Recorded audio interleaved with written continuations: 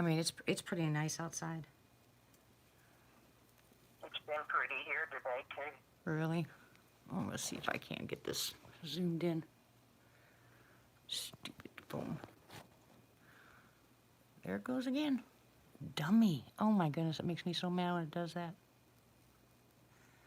It was nice and bright and clear, and the minute I put it back, it stops focusing. All right, now stay there. Ooh, that looks good. Hey, Gator. Hey, Pat. Finally got my power back on. Good grief. We were supposed to start at 10 o'clock, but all of a sudden, and this was really freaky. Hey, Ramona. I'm sitting there watching a movie, and I hear this god-awful scream. Hi, Sherry. So I run to the window, and I hurry up, and I pause my movie, and I run to the window, and I hear one more scream, and it's an animal, definitely an animal. Hey, Pappy. Hi, Cryptid. And then, bang, power goes out. And I'm like, what the heck happened? I'm figuring some kind of animal was chased by another animal, and they ran up and maybe hit the transformer or something. I don't know, but it was horrible. Anyway, so I've been without power since probably, I don't know, 9:30-ish, somewhere around there. It just popped out. So how is everybody?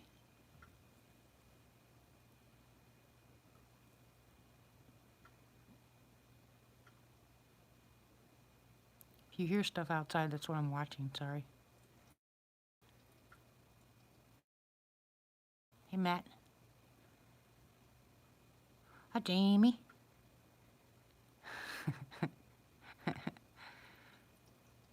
And the gang's all here. Well, anyways, my grandson, my youngest grandson, Michael, was sitting here because we were all upstairs in this room while the power was out. And all of a sudden, he's sitting here by the window, and all of a sudden he says, "Grandma, what's that noise?" And he starts listening, and he can hear movement outside, and then all kinds of other stuff going on out there, and he's like, "What?" And then he started crying, and I said, "What's the matter?" He goes, "I don't know. I don't know what it is." And it was so awesome. The poor thing. He's one that doesn't believe it all. But tonight, I think, is the beginning. I think he said he's going to sit with me for a while. Not tonight, but on some nights. Anyways, guess who I have on the phone? Bet you never guess. Hi, John.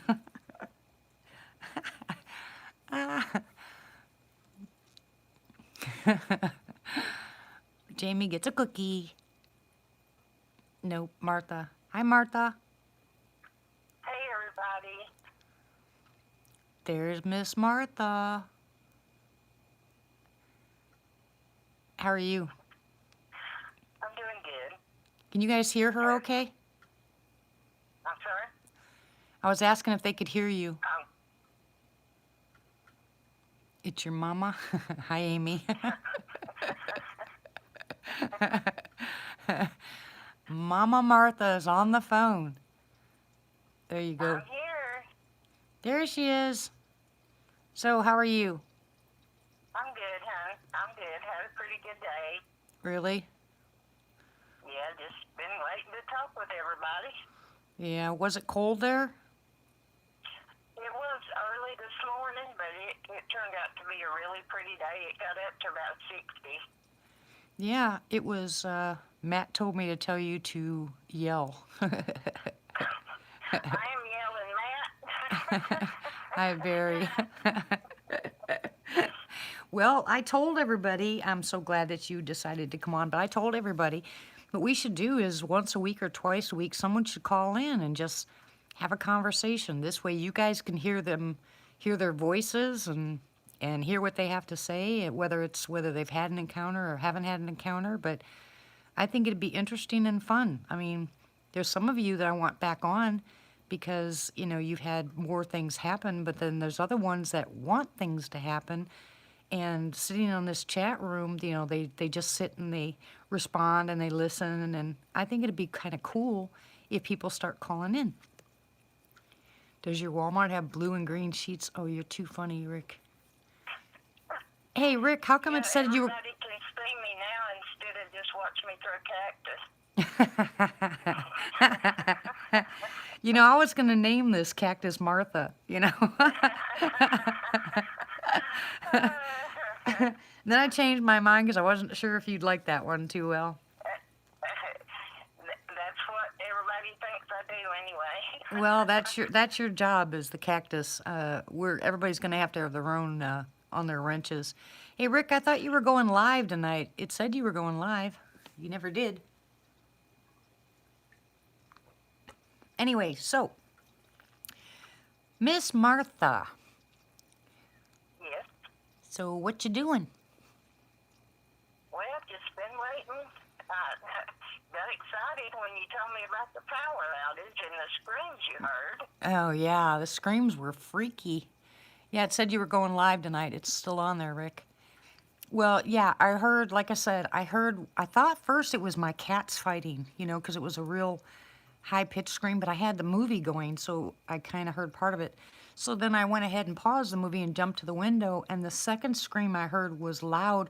It was a little bit further away, but the point was it was louder than I think a regular cat. So we have a lot of bobcats around here too. Maybe not a lot, but we have bobcats here. So I was thinking it sounded more like a bobcat, and it sounded like it was being killed. I mean, screaming. And then the last scream I heard, right after it screamed and it stopped dead, the power went out. And I was like, uh-oh. And I thought maybe the animal ran up on a telephone pole and blew out a transformer when it died or something. I know that's a horrible thought, but I couldn't figure it out. So we sat here and waited and waited. My husband called the electric company and they said, you know, that they were aware of the outage. And then he called back and they said, that it was, I don't know, something in their grid. I don't know what. I can't explain it because my husband said it. He answered them, not me. So, and then all of a sudden, boom, it's on. So here we are. Well, I'm glad it came back on. Me too. I'm excited I gave now. Hobbit some hammers he asked for him.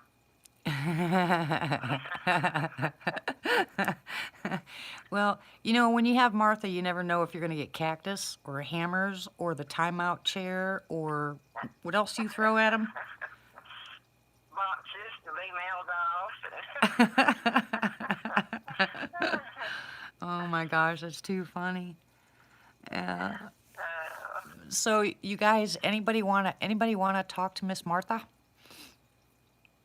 No candlelight, Bigfoot. No. Well, yeah, we actually had activity, Jamie, while we were out. And it sent my son outside looking, and I asked him to come back, and he goes, "No, I want to see it." But it was pretty loud out here. Hi, Sass. But we heard a thump on the side of the house. He went out, then my husband heard some really strange noises, so he went outside, and I told him to come back in, and he said, "No, I want to see it." And I mean, it was pretty active while everything was dark, completely dark. Yeah, it was black out here. You couldn't see squat. Yeah, she sent me a picture, and all you could see was black. Yeah, and I was looking at actually in my room. I took a picture of it and showed her my room, and there was nothing. I mean, you couldn't see anything. That was fun. Anyways, that didn't last long, and then my daughter-in-law went to go pick up one of the kids, so of course the activity will stop. We'll probably hopefully we'll get some activity a little bit later, but you do not have a chupacabra by the pool. Hobbit, Martha. He thinks I have a dog man in my attic. Oh, well, see, he knows that you can't time him out or anything, or can't throw cactus at him because you're on the phone. I've got the live up without the voice, so I can see what he's saying. Amy is Martha's daughter. So now you're in trouble. There goes Cryptid. DM where? Ask Martha when she's opening her water park. Oh, Matt, you're so bad. Hi, Tim. Well, Amy dug me a ditch, so I don't have the water problem anymore. Look out, because Jamie's gonna get you, Hobbit.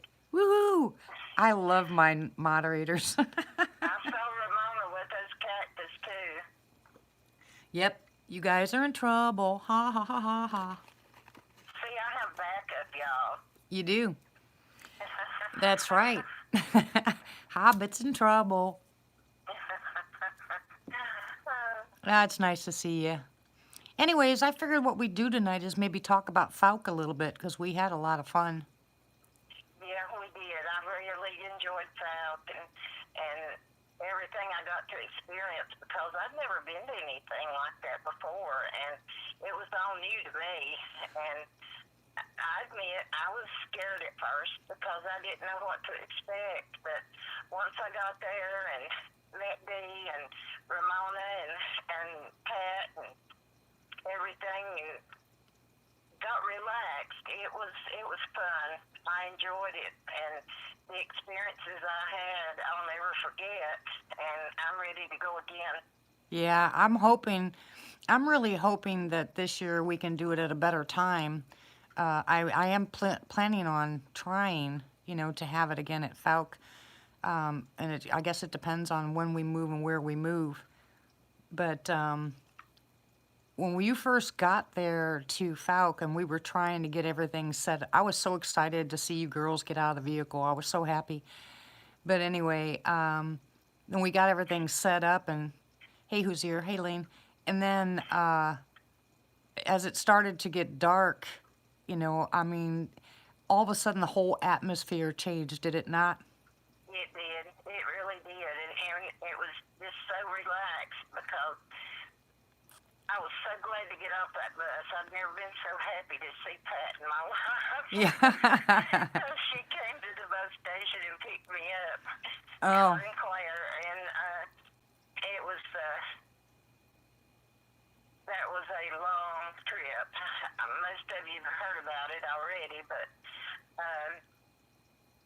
going to a place I've never been before and meeting people I've never met before, I was anxious. Although I knew Dee from talking with her on the phone and everybody else from talking on chat, I still was anxious until I got there. And then meeting everybody, and I was just relaxed and enjoyed the whole week, even though it was so hot we could hardly stand it, but I really enjoyed it. Yeah, I wouldn't want to do that bus trip. I hope next time we can find a better way, because I'll fly the next time. I'll get somebody to pick me up. I already talked to Pat about it and told her I was flying, that I was not going to ride that bus that far anymore. quiet, Matt. Well, yeah, I'll pick you up at the airport. If I, especially, like I said, I don't know where I'm moving to yet, and I found a couple of new pieces of property that I'm excited about going and looking at. But in the meantime, either way, if you're going to come in by plane, I'll make sure I get you picked up. Okay. And That Ramona said she'll pick me up too, so I'll get away. yeah, just no more buses because buses are horrible. And plus, it doesn't make it for very good because you got to sleep on a cot, or in a tent. It's one thing if you get to stay in a motel, but it's completely different after that long of a drive that you have to go and sleep in a cot. But I think we did pretty well. I think you did really well. Yeah, I did too. I didn't know how I would do because I hurt so bad sometimes with the rheumatoid and fibromyalgia, and I was determined to do it. And when I left, it was exciting because I thought, I'm going on the bus, I'll get to see the scenery and everything, and even though it was 21-hour bus ride, I was excited getting there. Oh, yeah. Coming back was the worst, really. Yeah. Because, getting on the bus and knowing how long it was going to take to get back. And plus, you were itching like crazy. You were itching, too. Yeah, remember all the bites we got? Yes, miserable from the bites and been in that heat all week and then get on that bus. And anybody who's ever rode a bus knows there's all kinds of people on this bus. And I was by myself, of course, but it's Ramona wants me to explain explain the potato salad. Yeah, I was gonna tell you. I was gonna tell you, Martha. Don't read the chat because otherwise you're gonna get so confused. You know, just ignore the chat and I'll tell you what they say because otherwise Rick, Matt, and the rest of them are gonna make you crazy. Just ignore the chat. Okay. And Rick, behave yourself. Hi, Robin. All right, so they want to know about the potato salad. Let's go. Okay. Uh, Joe and Pat and me and Dee and Christy had all been on Facebook video chatting and talked about what we were going to bring and what we were going to fix when we were there and all this stuff. So when we got there, Pat had been talking to Joe all the time.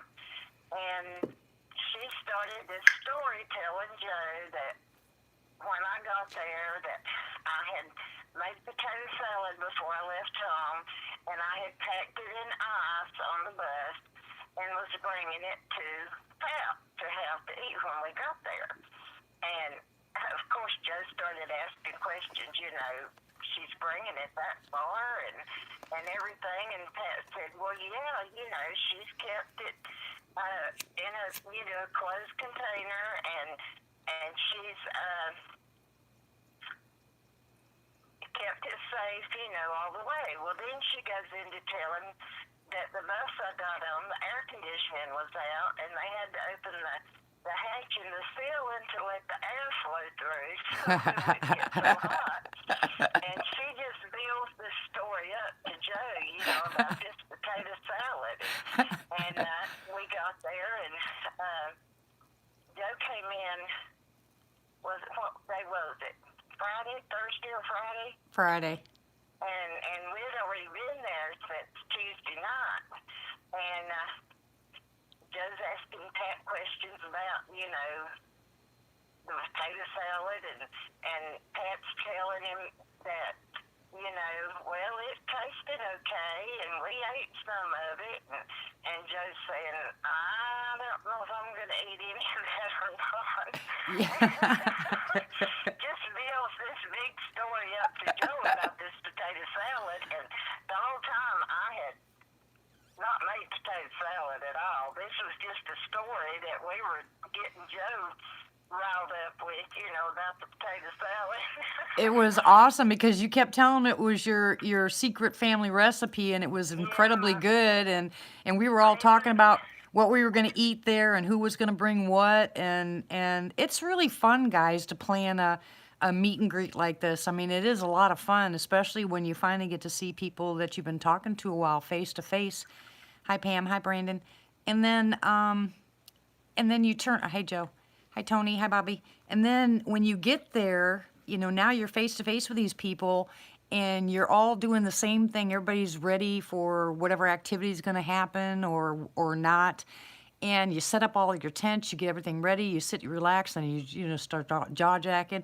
But the first night that Martha spent the night there with us, we had so much activity that night, guys. It was crazy.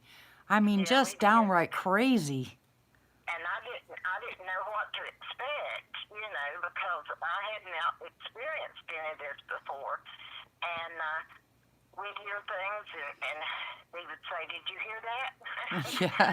And because I had Pat and Claire to take me on out to the campsite that first night I got there, because I didn't know Sarah was with Dee. I thought Dee was out there by herself. So I went on out there to stay with Dee until everybody else came the next day. And so Aw. it was me and Dee and Sarah, her granddaughter, were the ones that were there. And we heard a lot of stuff that first night. Yeah, Sarah didn't want to go out to the bathroom, remember? Because because all the Yeah, activity. remember the first time I had to go, I made you go with me. Yep. Yep. Oh, that was fun because we have a tent on the opposite side and you put the toilet inside there, so you have to actually go inside the tent, close the tent, use the toilet, and then come out. So you never know when you open up that tent what's outside. And I mean, there's The other. tent was the closest to the woods. Exactly. You know, I did that on purpose. But that's the fun part, because I mean, remember when we saw the shadow between my truck and the tent Yes, on the feet, yes, the feet part? and we kept those little windows in the corner open, unzipped, so we could see out. And I laid there and watched out that little window to see if I could see anything moving. And then we'd hear noises, and I'd look out that window. I was afraid to look out, but I wanted to see if I could see anything. And we didn't get much sleep, I'll put it that way. Nope, because it was really active the first night. And one thing I can promise you about Falk, if you're not there with a whole bunch of people, if the place isn't really crowded, and it's happened to me 3 times already, so I know it's something that they like to do. But once everybody goes to bed, they come into the camp, and even Pat will tell you, when she gets a chance to tell her part of it, they leaned on her tent to where she was yelling at them, and It I, was. yeah, and I had her come out of the tent, because the worst thing in the world to do is when you're sitting in a tent and you know something outside, but you don't know what that thing is, Right. and they were running between the tents, and Yeah, so I was laying there one night, and we were listening, and everything. And I don't know if you were still awake or not. You probably were. But here I start hearing something on the tarp underneath the tent. Went out on each side further than the tent, and I started hearing footsteps on that plastic outside the tent, and I'm laying there afraid to move because I don't know what it is, and I still don't know what it was. But footsteps all along the plastic right beside of the tent where I was laying. yeah, I didn't sleep. I mean, I don't ever sleep. I might start to nod off, but the minute I hear a sound, I'm awake. Hi, Right. Huntress. Hi, all new people. Hi, Tim. Hey, everybody. How are you? Anyway, then when the rest of the party showed up, especially when Pat and Claire showed up, and then we started, we ate, and I guess, I think that was the second night, was when they showed up, Ramona and her husband, and then we got on the truck and went for a drive. Hey, Chris. Right. But that was so much fun. We got to drive along and take beautiful pictures. I mean, that place is gorgeous, absolutely It gorgeous. was. But And there was, even the swampy part where they had drained part of the lake, yep, that was absolutely beautiful. That's on one of my videos. I put that up, but it was absolutely beautiful because this was stuff I'd never seen before, and I was in awe of all of it it's just when we first gorgeous. got there. Yeah, and that you could see where all the hogs were rooting around. So I didn't really want anybody going out walking around, especially since I knew they weren't armed.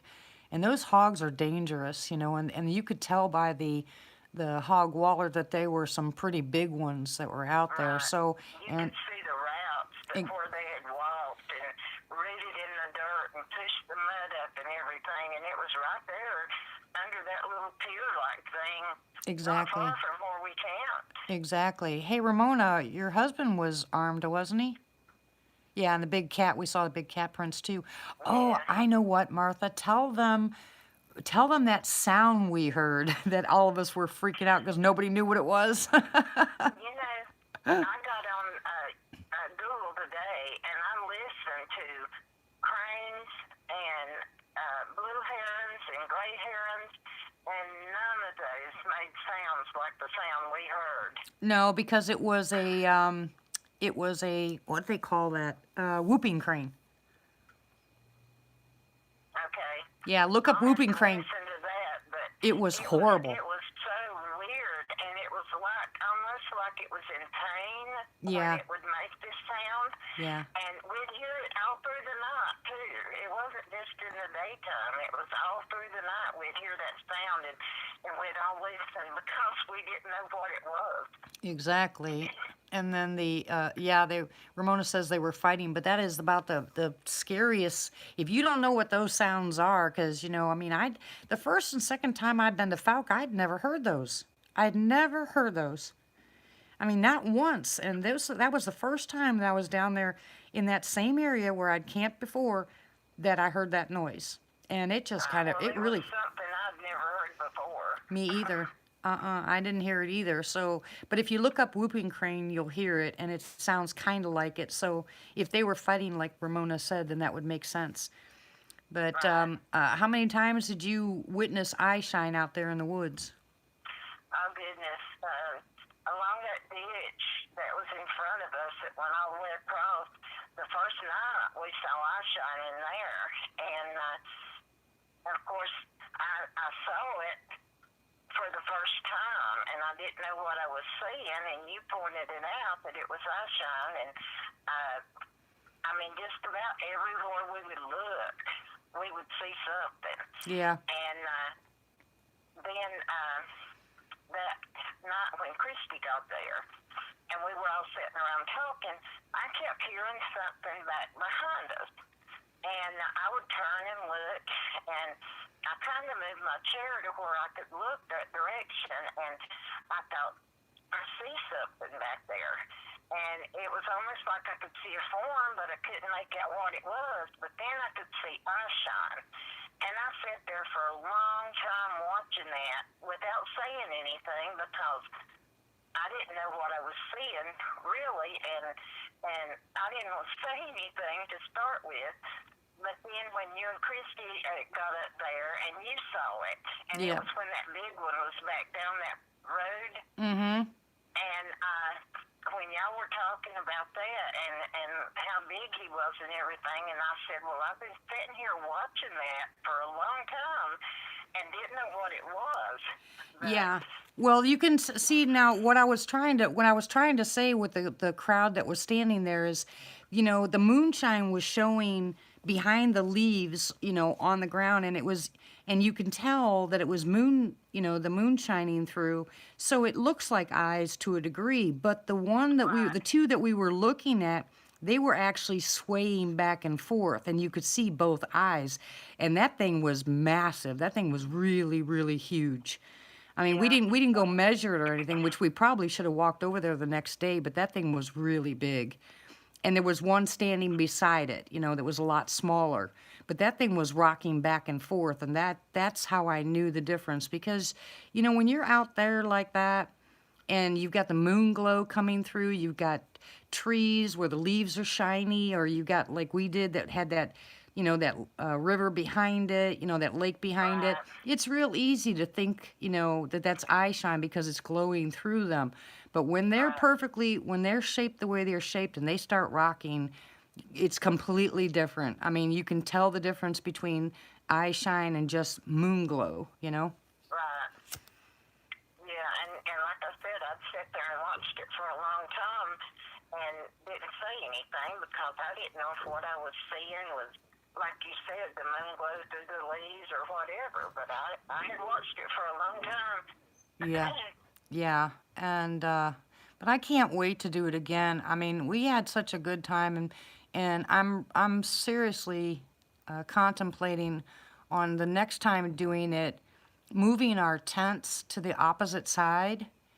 That way, you're away from the cranes and stuff like that. You know, on the top of the hill where we were going to start walking. I think I want to put us up there next time. And the reason for that is, number one, I don't think we'll get as many of the bugs that we were getting before. And number two, that's all wood line back there, so everybody will be against the wood line, Right. you know, and I think that'll be better. I know the one night we were laying there after everybody was in their tent, and we heard this sound, and you said, "Did you hear that?" And I said, "Yes." And she said, "That's the chatter." Yeah, And see, I'd never heard that before, yeah, and I got to hear that too. yeah. Well, do you consider it the same way that Rick does the, where he calls it bush talk? Um, in a way, it's different. Yeah, That's the only time I've heard it. I don't have, anything to compare it to other than what I've seen on videos and stuff. And you can't really compare what you hear with your own ears, to what you hear on video. But Well, that's exactly what I was hoping you would say, because what we heard while we were there sounds completely different than what you get on camera and people re-listen right, to. It's completely different. I mean, Rick calls his bush talk because it has that click noise in between the communication, but the ones down there don't. They don't have that click noise when they talk. It's just a low mumbling and then high pitched mumbling with it. They go right. together, and you can tell the That was difference. mostly high pitched that night, we heard. Right, and I say that's why I said it was a female. It sounded totally feminine, didn't it? Right. And then the one after was definitely a lower pitch, so that's when I said that one I think is the male. I mean, I could be totally off. I mean, it could be a young one that's got a high pitched voice, but it was so cool and so much fun. It was. No It was. scary, And no, nothing scary about it. I know we were sitting there that one evening, and my dad had called, and I was sitting there talking to him on the phone, and I was looking down in the woods behind where our tents and everything were, and I kept seeing something move, and I just kept watching it and kept watching it, and I didn't say anything until I got off the phone, and I remember I said, "Dee, come here." And you came over there where I was, and I showed you. I said, "I've been watching something move down there." And everybody came and looked where I was pointing, and everybody said, "Yeah, they see something move." And then a little later on that evening, I just took a picture down that way. And I have the picture. I've shared it with some of my friends on here that when I blowed the picture up and looked at it, immediately I saw a face.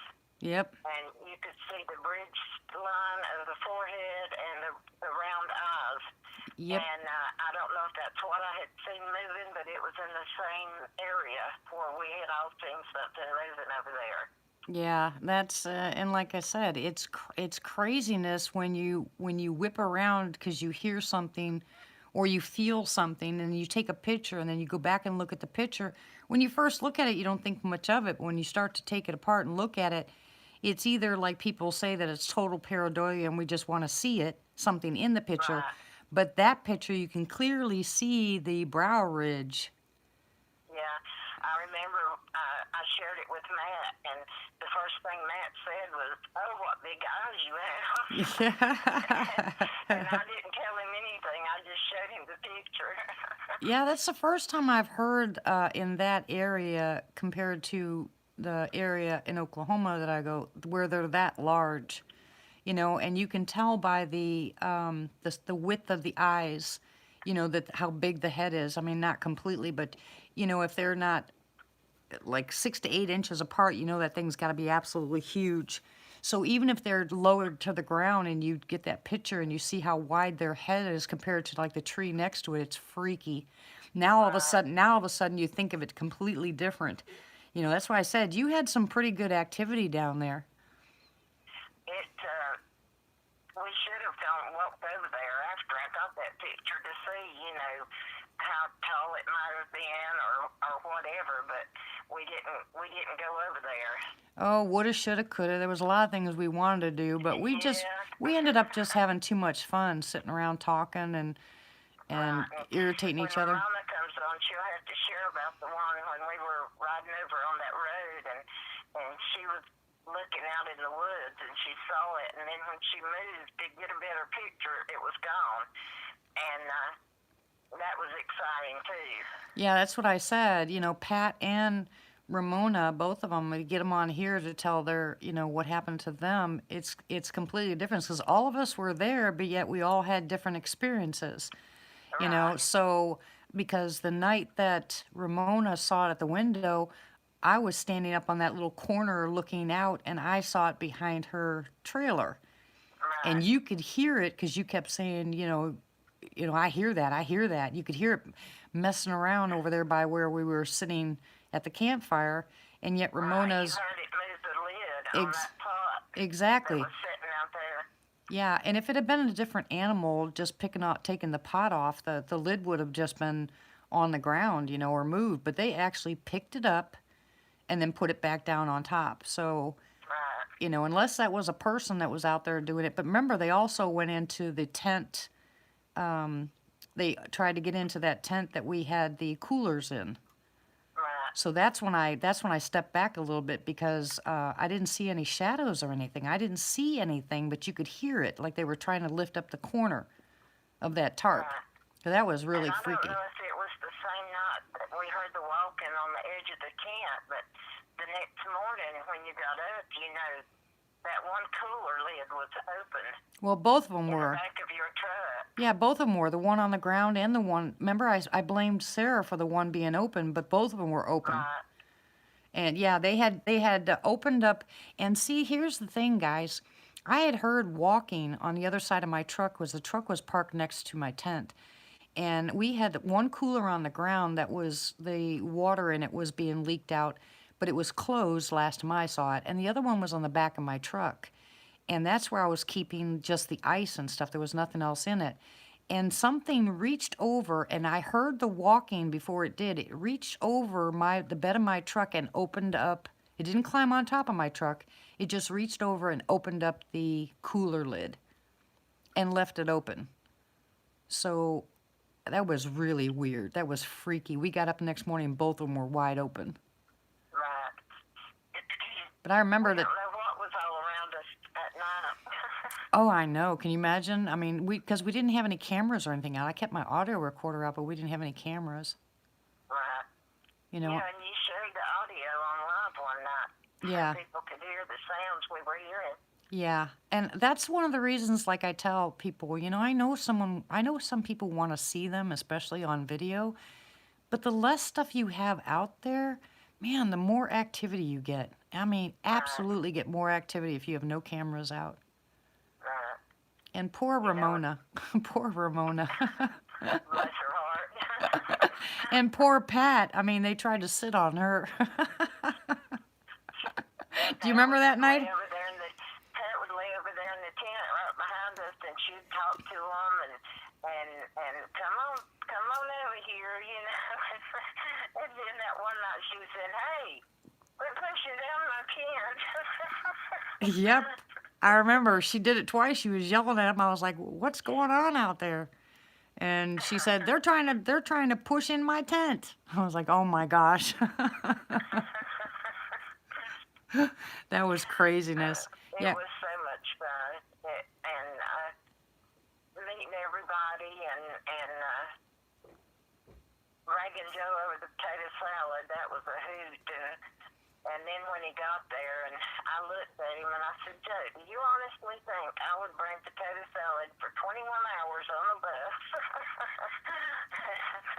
Yeah. He just kind of shook his head.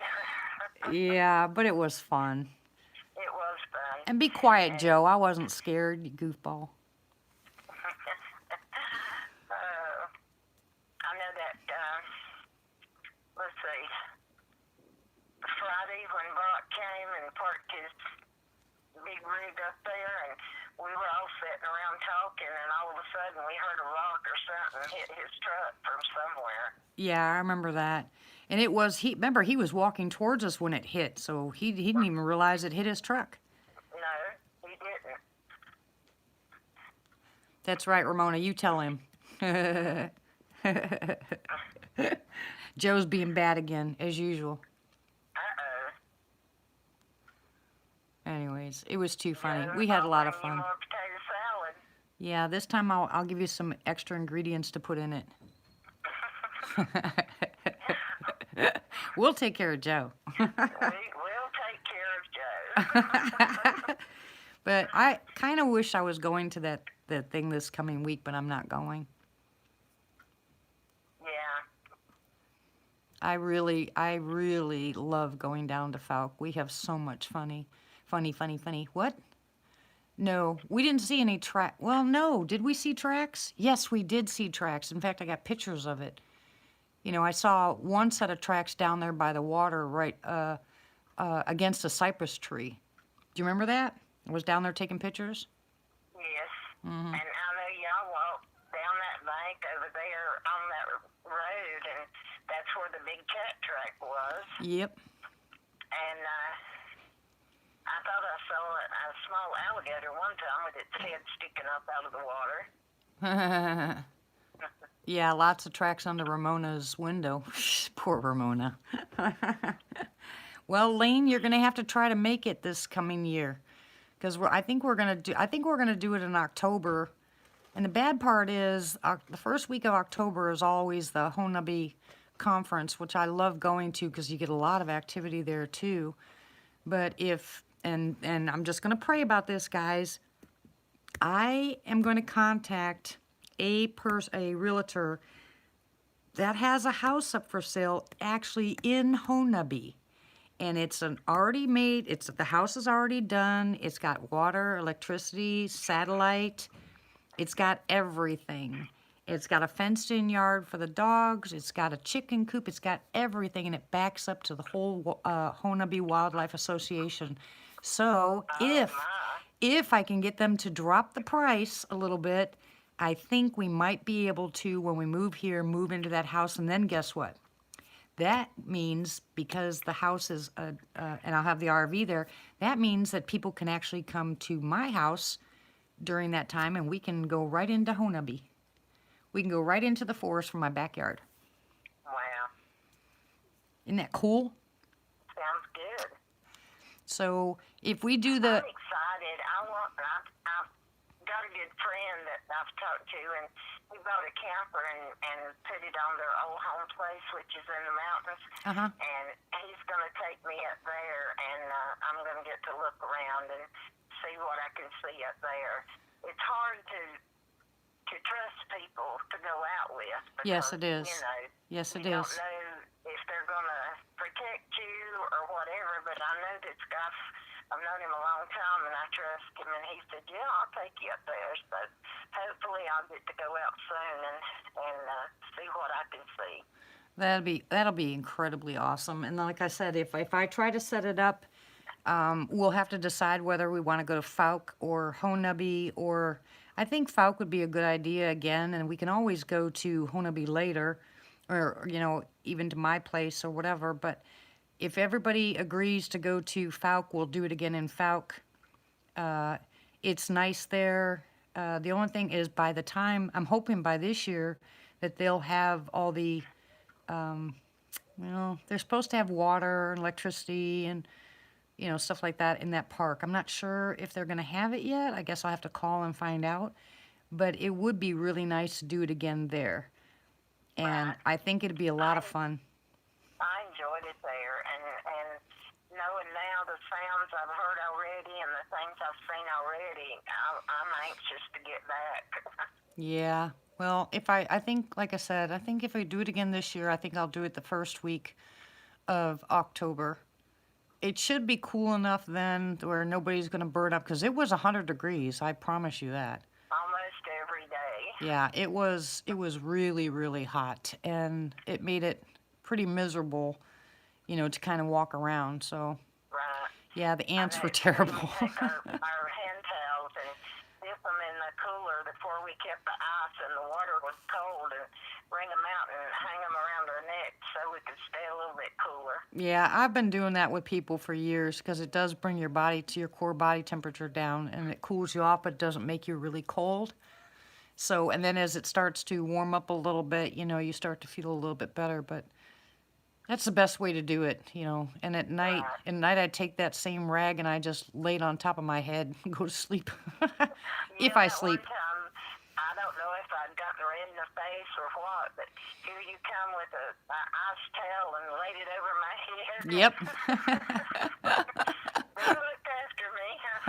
Yep. Got to make sure everybody's taken care of. Yeah, Amy told me, she said, Mama, if I hadn't talked to Dee and knew Dee, I would not have wanted you to go at all. Oh, well, I'm glad she allowed you to go, because it was a lot of fun. It was fun. It was. Well, maybe we can get some more people for this year if it's possible. Hopefully we have enough time to try to make plans. I know Belle's wanting to go, and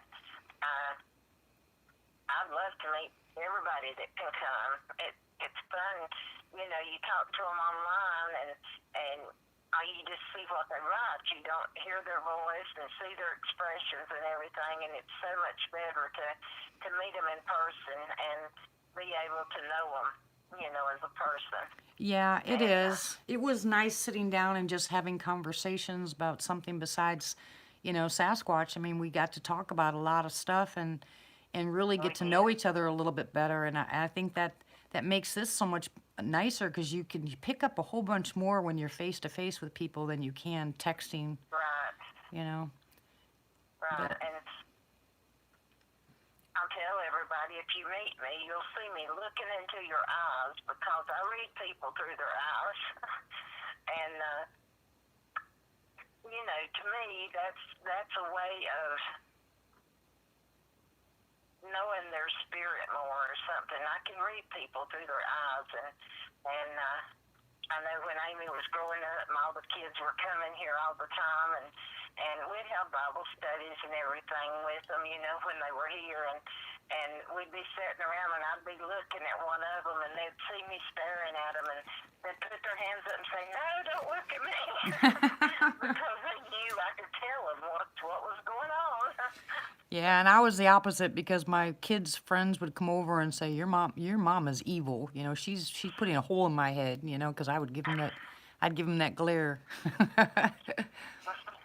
Shane, what's wrong with your leg? Pat says, love you, sweet Martha. I love you, sweet Pat. Ramona said she loves you, Martha. I love Ramona too. I feel like these are all my sisters now. Yep, we're all sisters and brothers. Of course, one of the brothers I'd like to bop over the head. Of course, I'll get a chance to do that here soon.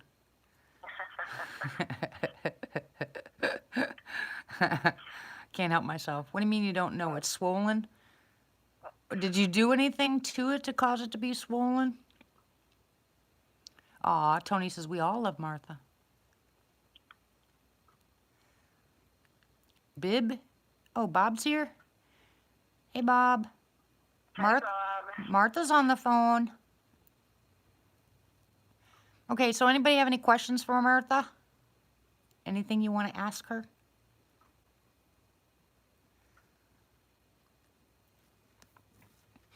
It's always lagged, so you have to wait. Right. Hey, Jared. Uh-oh, that's not good. Is it hot, Shane? Is it warm to the touch?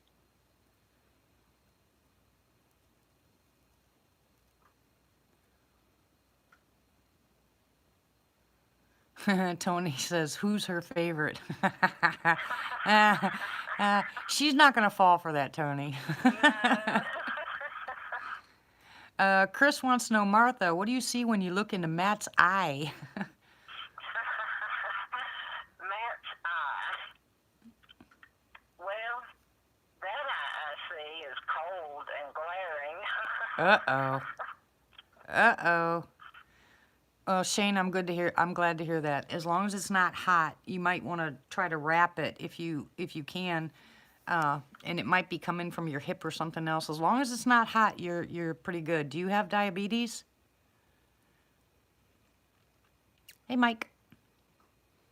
Hey, Rietta. Yeah, Matt goes, blah, ha, ha, ha, ha. Martha said she was a little nervous when she first got to Fouke, but I don't think you were ever scared, were you? When I first got there, I was afraid because I didn't know what I would see, and I've heard everybody talk, about seeing them and everything, and I was a little afraid, but I had talked to Dee at length, and I trust Dee, and I knew that Dee would take care of me, whatever. Yeah, I got your back. Yep, I got your back. And I wouldn't bring anybody to an area where they had, especially someone that wasn't used to being out there, I wouldn't bring anybody to an area where I thought they would be even the slightest bit aggressive. Because now you're asking for trouble. And although they can change in a newborn heartbeat, I know that they have had people roaming those woods for how many years now since the Boggy Creek stuff?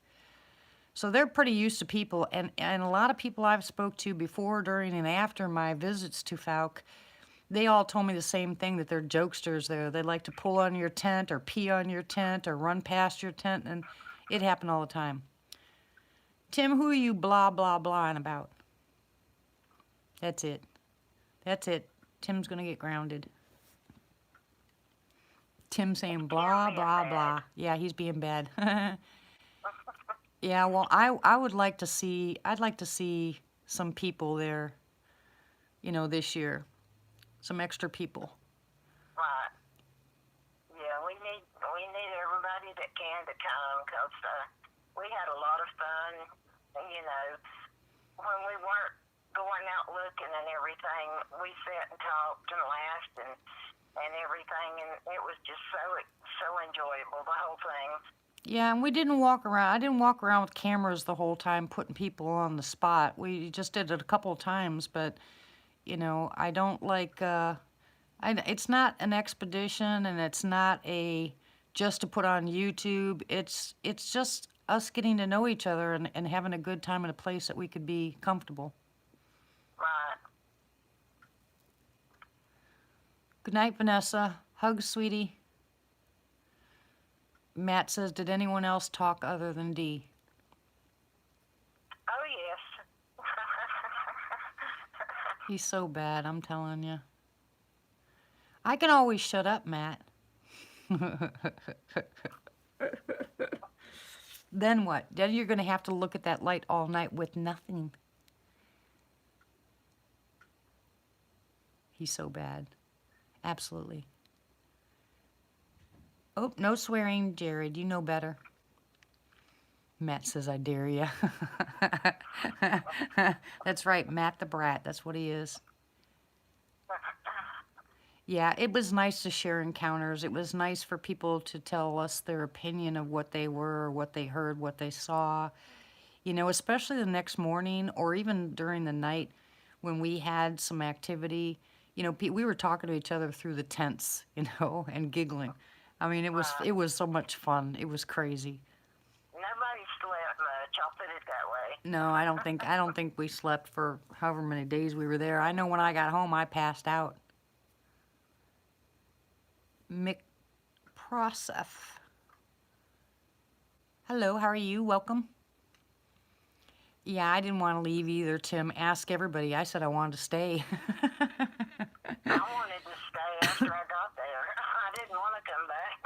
Yeah, it was so nice. It was so peaceful, and I love being out in the woods. I absolutely love it. I am just so much more at peace when I'm outside. Hey Pam, I hope you did. And we saw lots of stuff in the woods. We heard more than we saw. We heard a lot at night. Yeah, remember the owls? I know. Yes, the owls. They were like in competition, and we'd hear one over here, and then a little bit further to the right, we'd hear another one. A little bit further to the right, we'd hear another one, and we'd lay there and laugh at them. We were laughing because they were so close. They were making so much noise between that and those stupid cranes. My goodness. Right. That one night, the coyotes started, and they kept going for a long time, and they were way over to the left of us, and it was just something new to me. Everything, every night was different, and I guess the scariest part for me was when I heard that walking on the side of my tent, right beside of where I was laying. Yeah, I imagine that was. I've heard it, so it. I don't know. I don't think you ever really get used to it. You always want to know what it is, but tell him I said goodnight, Pat. Jared, you better behave yourself. Anyway, hey, Mike. But the thing about it is, you can tell the difference between, 2 feet and 4 feet. Right. You can tell the difference between something that might weigh 5 pounds compared to 500. I mean, it's completely different when you hear something walking out there that you can feel it on the ground when you hear it walk. Now you know that's not a raccoon or a possum or a dog. And this wasn't something small, because you know, when it would step on that plastic, you could hear it plainly. And it wasn't like a raccoon or something small like that. It was something larger. Oh yeah, and I think they were small juveniles because I think if one of the larger ones had leaned on Pat's tent, Pat and Claire's tent, I think they would have done more than just yelling at it to go away. Right, right.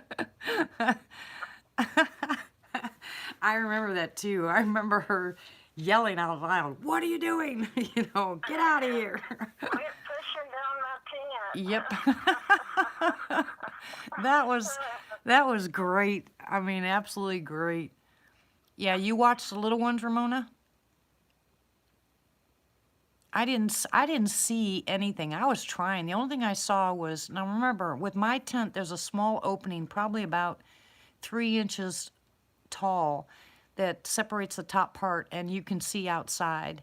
And that part is all I saw, and all I saw was shadows. I never saw the actual legs or feet, but I just saw shadows on the opposite side of my truck. So, but you could feel them. So I know it was something large. It wasn't something small, you I know. know I zipped that part of my tent down farther one night and laying there on the cot, I could look out and I would look under your truck to Yep. see if I could see anything walking on the other side of the truck. Yep, me too. That's the same thing I did because I was laying that direction.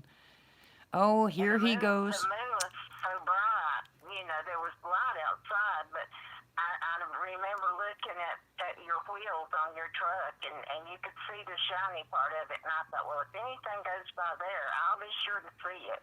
Exactly. Yeah, remember Ramona how bright that moon was? I mean, the whole time we were there, we had bright moonshine. We did the whole time. Yep. What did someone say about aliens? Hey, Sass. The chat's going by so fast, I'm missing everything every time I look back over because I want to make sure that Martha's plugged in before I lose her. You don't sleep in tents, Tim? I do. I I, love sleeping in a tent. oh, yeah. And now I found out that you can actually buy a mattress to go on top of those cots, so it'll make it a whole bunch more comfortable. I just have to Yeah, find. my cot was just a tiny bit slanted downhill, and I'd have to keep pulling myself up because I would slide down the cot. Yeah, well, where we had the tent, you were on the end that slid. Right.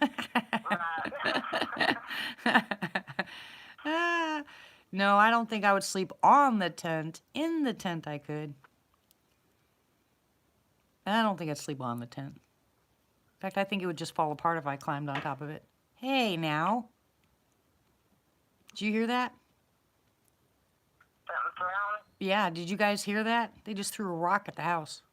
I heard it. Yep. I heard it through the phone. Yeah. Rugrats. They're out there playing already. Like I I said, guess I'm in the window too, huh? yeah, you're in the window too. Yeah, well, I think, like I said, this year should be pretty good if we can plan it. God willing that we get moved out, and I'll know on Tuesday, guys. Tuesday is when they're going to let me know yes or no. But Oh, we'll be praying. if I can get that house, boy, it's right there and everything. They got everything. And I'd be real excited because I just go right out my back gate to that. That'd be fantastic. Yep, we could actually go out there and heck, I put up tents in my backyard. Yep, Martha's in the window, Tim. Matt called you a sassy whisperer. A sassy whisperer. Yep. Come on, babies.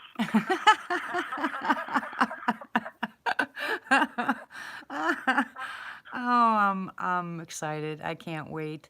There's a lot of things that are going to be happening this year. I don't know. I think I'm not mistaken. Ron Moorhead's supposed to be at Honeby again this year. And he asked me to bring him that tape that I have where it says, you know, Brenda, or whatever. So I'm going to bring him the whole thing and see what happens.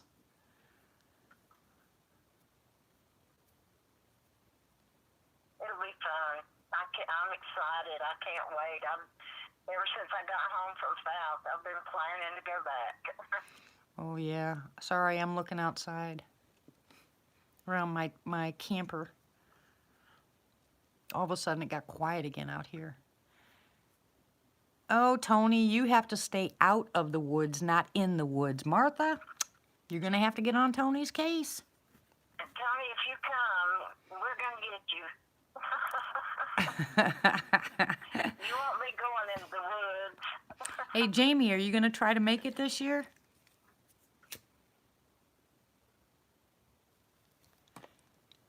Hey, Darth, you're still working, huh, sweetie? Yeah, right, Shane. Oh, that'd be so cool. I can't wait. I'm glad you got to stop in, Darth. It's always nice to see you. How you feeling? Besides with your fingers. Ha ha ha ha ha. How many are planning on coming this year? I don't know.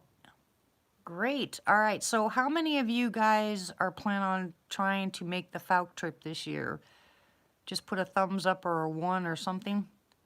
Hello, all my lurkers. Pam, Ramona.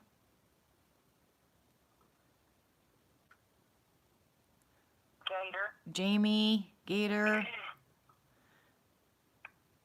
Matt said 97. Matt won't be there. Tim. Matt, you better start paddling now. Yeah, use that wooden leg, Matt. It'll be the first week of October, Jared.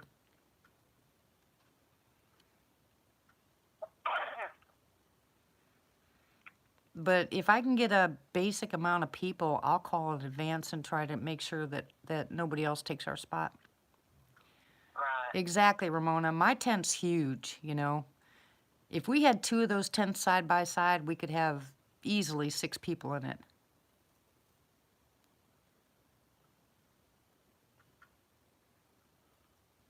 Yep, we don't have a problem. In Fouke, Arkansas. I wouldn't bring the dogs. I was going to bring Bella, but I wouldn't bring the dogs if I were you, because especially because of the gators and the hogs there. You know, other people brought their dogs, and it's all you heard all night long was dogs barking, barking, barking, barking, barking, barking, barking. If I brought mine, that's all he would do, because he hears something and he barks. Yeah, now see, Bella's different, you know. Bella would actually be quiet. She doesn't bark. So I wouldn't have a problem, and that's why I was going to bring her, but I still decided not to, and I'm glad I didn't. Because she'd have been miserable in that heat, you know. Oh, I know. Poor baby. Yeah. No, there's no motels close by. Nope, not out there.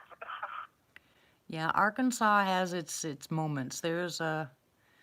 That's why I like, you know, I mean, who was it? Someone said that they were gonna, when they went to Fouke, they were gonna sleep in a hammock, and I said, good luck. You will definitely be a burrito by morning. And get eat up with mosquitoes. Oh yeah, and I'm hoping, like I said, if we get there at the right time of year, we won't have that. You know, we won't have as much of that. If it's a little bit colder, some of that stuff should die down a little bit, and it'll make it easier for us. But yeah, let's count on the first week of October. Dueling banjos? No, I can't play the banjo, Hoosier. I wouldn't know how. If I did, I think all the Sasquatch would run away. I wonder if they got the lake dug out like they were planning and got it filled back up. I don't know. I have no idea. They said, Matt, they do have rattlesnakes there, and copperheads and water moccasins and blah, blah, blah, blah. But anyways, we didn't see We didn't see a snake, though, anywhere. Nope, we didn't. Mount Shasta? Oh, really? Hey, Pizza. Yes, you can ask a question. They are, Tim.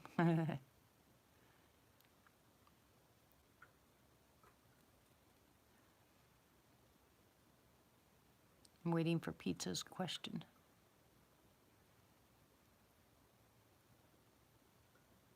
Oh, I thought you had a question for Martha, sweetie. That's completely up to you, hon. I always think it's a good idea, but I could be wrong. I have a lot of friends in the National Guard, so is mine, Ramona. I can't refresh my screen. You guys can. If I refresh mine, you're bye-byes. I think that was a cat. Did you guys hear that? I think that was a cat. It's a good idea, especially if you're wayward.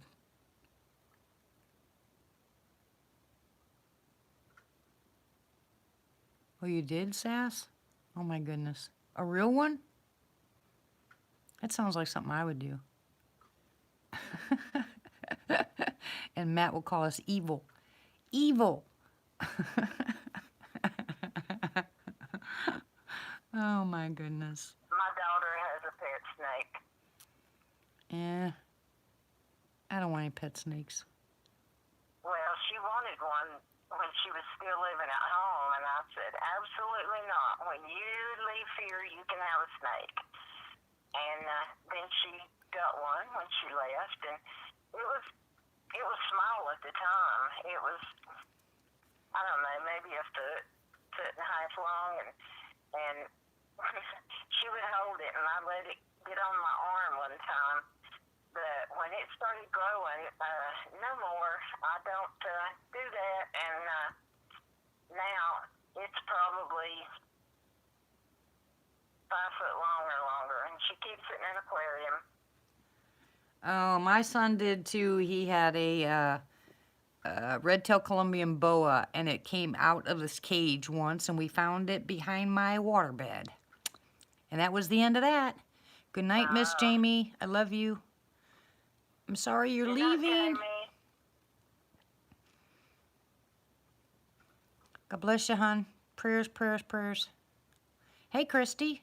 Hey, Christy showed up. Christy.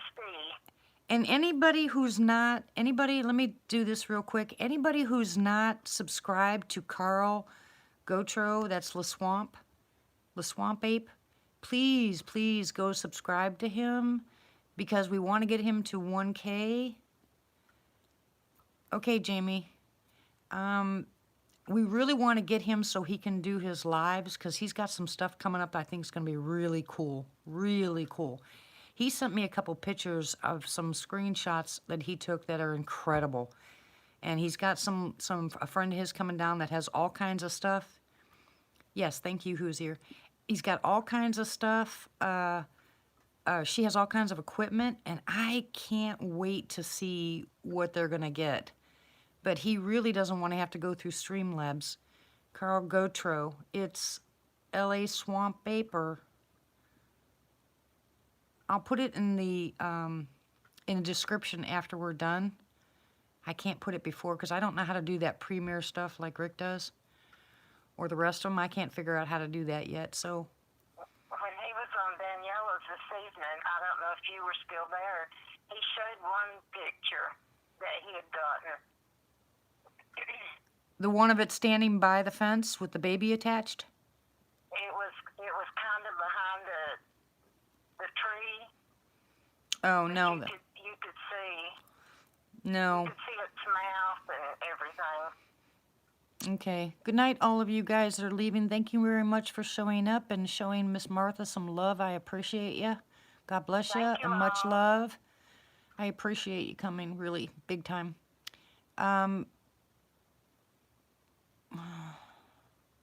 Yeah, he had, the ones he sent me, I don't know if he put it anyplace else, but I know somebody did a breakdown and blew it up, and he took a screenshot, and it's incredible that you can see so many details.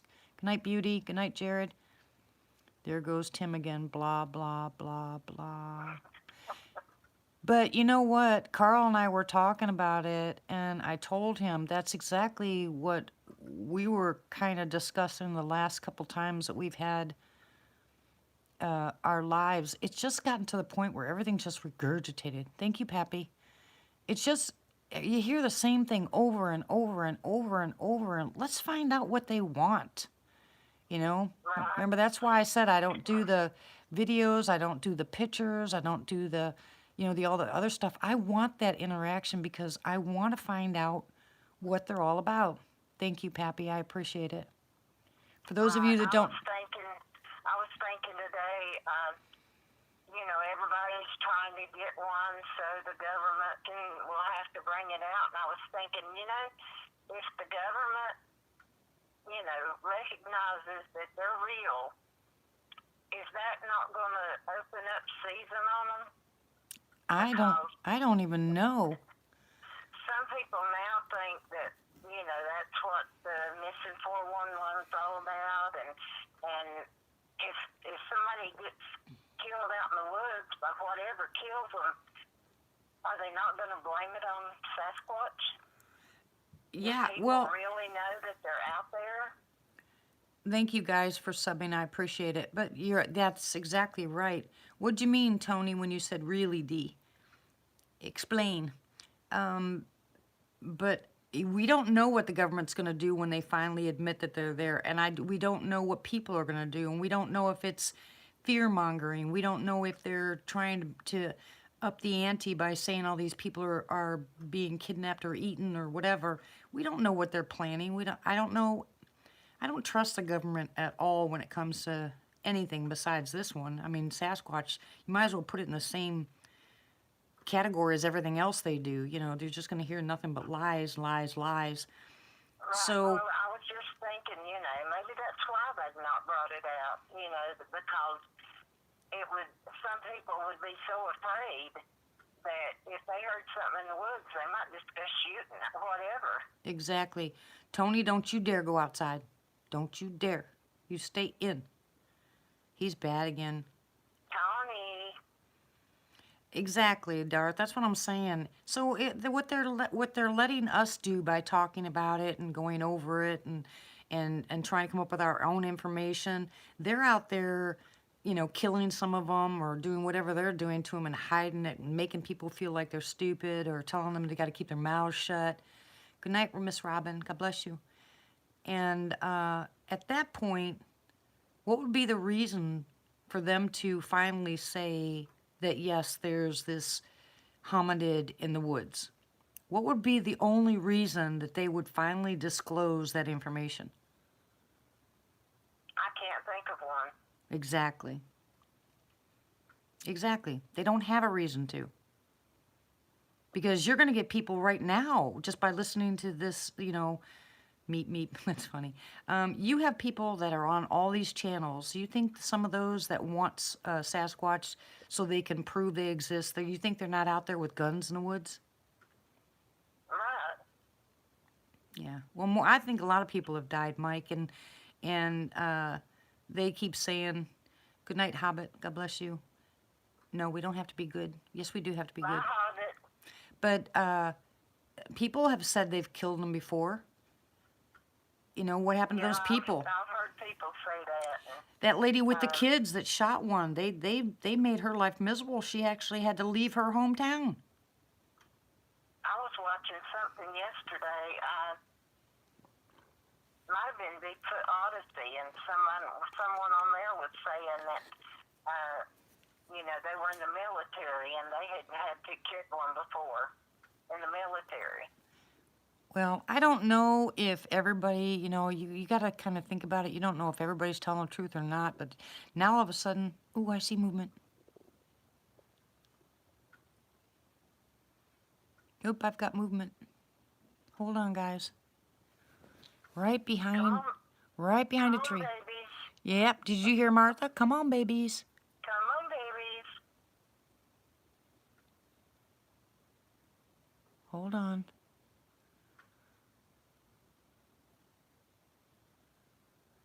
Man, it's so dark out there. Okay, there's a tree behind my truck. And I just saw movement from one tree to the next. I don't know if one of the kids are out there messing with me, if my son's out there messing with me,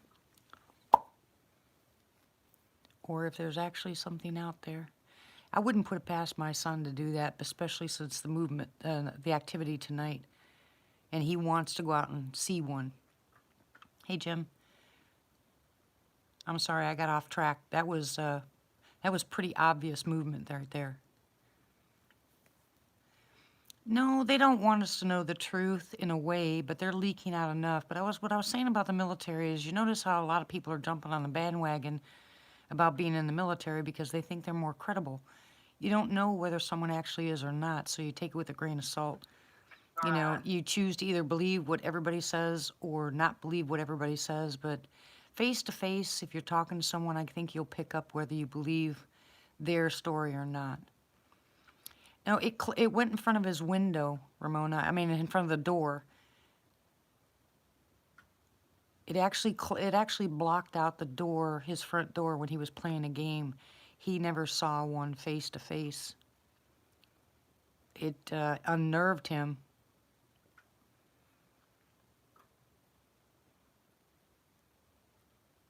I don't know how I would feel if I saw one face to face. You know, that's something you can't imagine. No, And I've listened and talked to people that have seen them and heard their reactions, and you know, I want to see one, but at the same time, do I want to see one? You know? yeah. Well, when I tell people about my story and about what happened to me, you know, I still shake and sometimes I still cry, and I don't know why. It's why am I crying? I mean, it's an automatic reaction response that I can't control because it's not like I'm hurting. I don't understand it, but I start telling the story, and next thing you know, my eyes well up with tears, my hands are shaking. I just can't fight the initial reaction.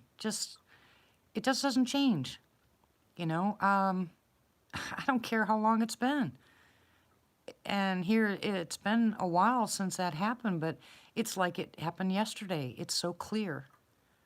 Right. You know, it is absolutely so clear and so fresh in my mind because it's something that I had never expected. You know, I mean, it happened so fast and so clear and so close. so, Right. so, I've always been interested. You know, you watch the shows on TV and everything, and I know a lot of that's scripted and stuff like that. But I was always interested in watching it. You know, for years I've watched it, and then I happened to get on a live one night. I don't know if it was yours or someone else's, and I just listened. I listened for a long time before I'd ever speak. You had to coach me to get in chat, but listen to people and talking about it and everything, and then when I got to know some of you and listening to what you had to say and everything, and I knew then that you know they were real, yeah, and yeah, and that's what's good about meeting people face to face. You can see what people write, but until you're face to face with them and you can hear them talk and tell and see their expressions and know what they're saying through their emotions is real. That's what lets you know, you know. well, you These know, things are real. when you start listening to this stuff, the thing is, you want to believe everybody who has the nerve to get on and tell a story. You know, Right. if it's a made up story, you can usually pretty much catch them in lies. Some people, but other people, what it is, and this is, I got angry when I first started listening to certain people's podcasts because they would call someone a liar because their stories would change, but the stories were changing because this person was so distraught. You know, they were so Right. distraught about what happened to them that they would come back in bits and pieces. I mean, if you've got someone that's that scared, I don't know how you expect that person to, you know, I mean, years later when they recant the story, if they start adding worse and worse things that happened, that's one thing. But for the most part, in the beginning when I was listening to people, you had people that were, I mean, grown men that were crying, trying to tell their story. They were just so terrified, absolutely Right. terrified that they were sounded like bumbling idiots, you know. And But I'm that's, sure at the moment you see it, yeah. the fear or the anxiety, the adrenaline, you know, all of that. After a while, and you start thinking about what you've seen, you remember more stuff, Exactly, exactly. So they made fun of them, and when they got off, they said, you know, that person, or they make fun of them on the next live chat. And I used to get so angry because you could hear it in their voice when they were telling their story, you know. And I know there are some of them that are hoaxing out there, and some of them that were, you know, just telling lies. You could tell it because they couldn't answer really any questions. But for the most part, people that call in, they call in because they need someone, they need that clarification by somebody else that they're not crazy. Because trust me, even when you see one, you think you're nuts. You know, there's no way I just saw that. Good night, Cryptid. Thank you for showing up, sweetie. Much love. God Good bless you. night, Cryptid. But, I I mean, know that, there's some videos I get on and watch, and even watching a video and seeing the person talk, you can tell when they're talking, are they being sincere? Are they making fun of it? Or, you can tell by listening to them, even on a video. mm-hmm. And there's some that I watch that I just click off of because I don't get that feeling that they're being truthful. Yeah, and and remember you and I were, I haven't experienced the mind speak they talk about, or the what's the other stuff where you get that feeling and all that. I haven't experienced that, so I can't say whether it's right or wrong. But I can sense in a conversation, and I make my own decisions. Am I going to stay and listen to this, or am I going to leave? So I make a decision, whether to listen or not. And everybody has that choice. And yeah. Yeah, I was just going to say that you and I were talking about that before, where some people have seen orbs, some people believe in what they called or started calling the woo factor, you have all different platforms, all different levels of what people believe or see, and then how many of these people have some serious mental issues where they're seeing things that don't exist, or how many people are actually empathetic that they can pick up stuff that they don't have to see. I mean, you've got a plethora of different type of people that see things differently than we do. So it doesn't make them all liars, but it doesn't make it all 100% all the Sasquatch either. So where you have some that might spend their time in a, I guess, cloak type, where they don't want to be seen. You got other ones that are stepping out right in front of people. If they didn't want to be seen, they'd cloak right then and there, correct? right. So that doesn't happen. And, I've talked to you about it, and I'm not saying that people don't see this stuff, when they're out there looking at it. But if something's cloaking, how do you know what it is? Yeah, exactly. But if they see it first and then all of a sudden they don't see it, to one person it disappeared, to the next person it cloaked, to the next person it's predator. Who knows? You have to be there. Right. But and that's why I said I'm not saying that they didn't see what they said they saw, but right.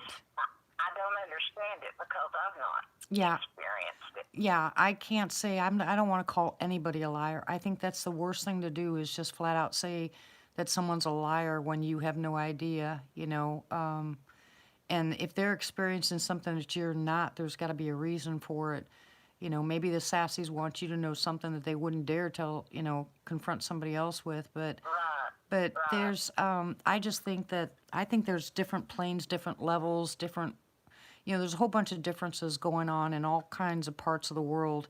And I just don't want people to keep fighting about it and keep arguing it over it. I think it'd be easier, much easier, if people were just allowed to tell their stories like they're doing now, and then you have the choice whether you want to believe them or not, or follow them or not. I think, what other way you're going to do it? Maybe at some point, we will find out why they're here, what they want, if they expect something from us, or if they want communication or they don't want communication, if they're protectors or they're here to kill us all, whatever the case may be. At some point, I'm sure we'll all find out.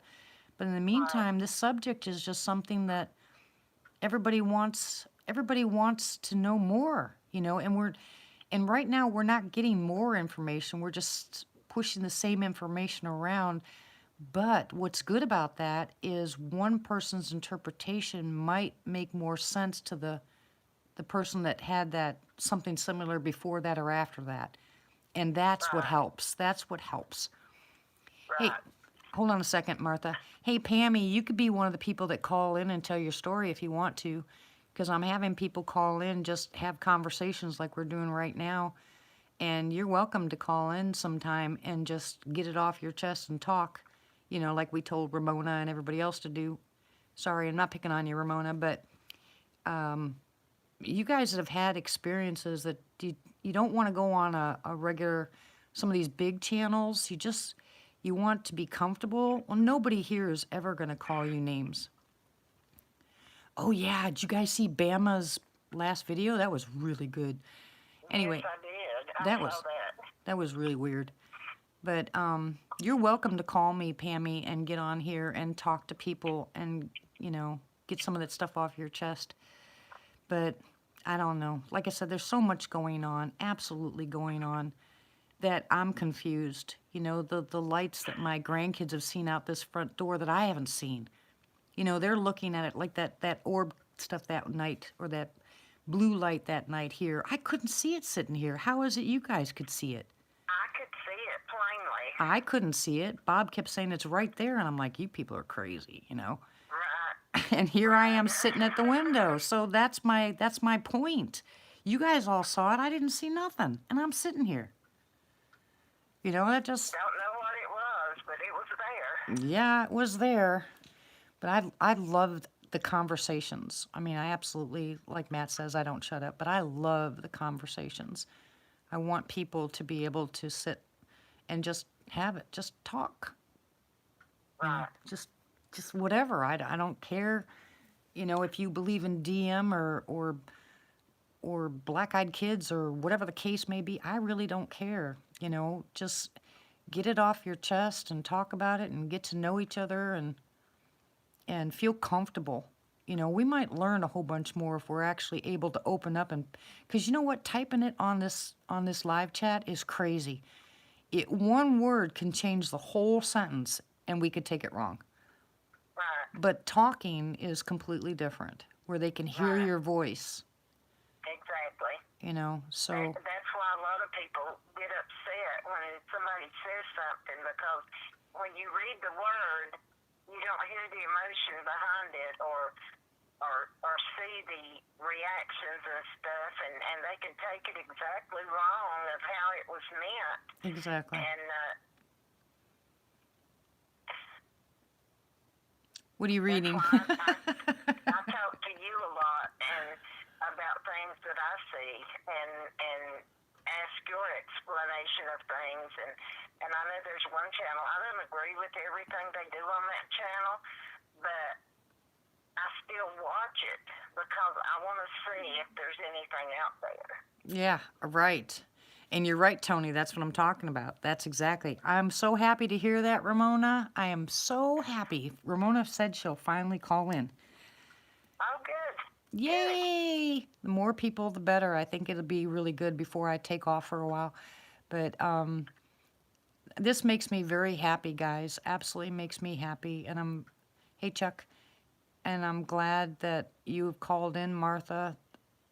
And I'm hoping that a few more people can call in and let's, talk about what we want to do from here on in, Right.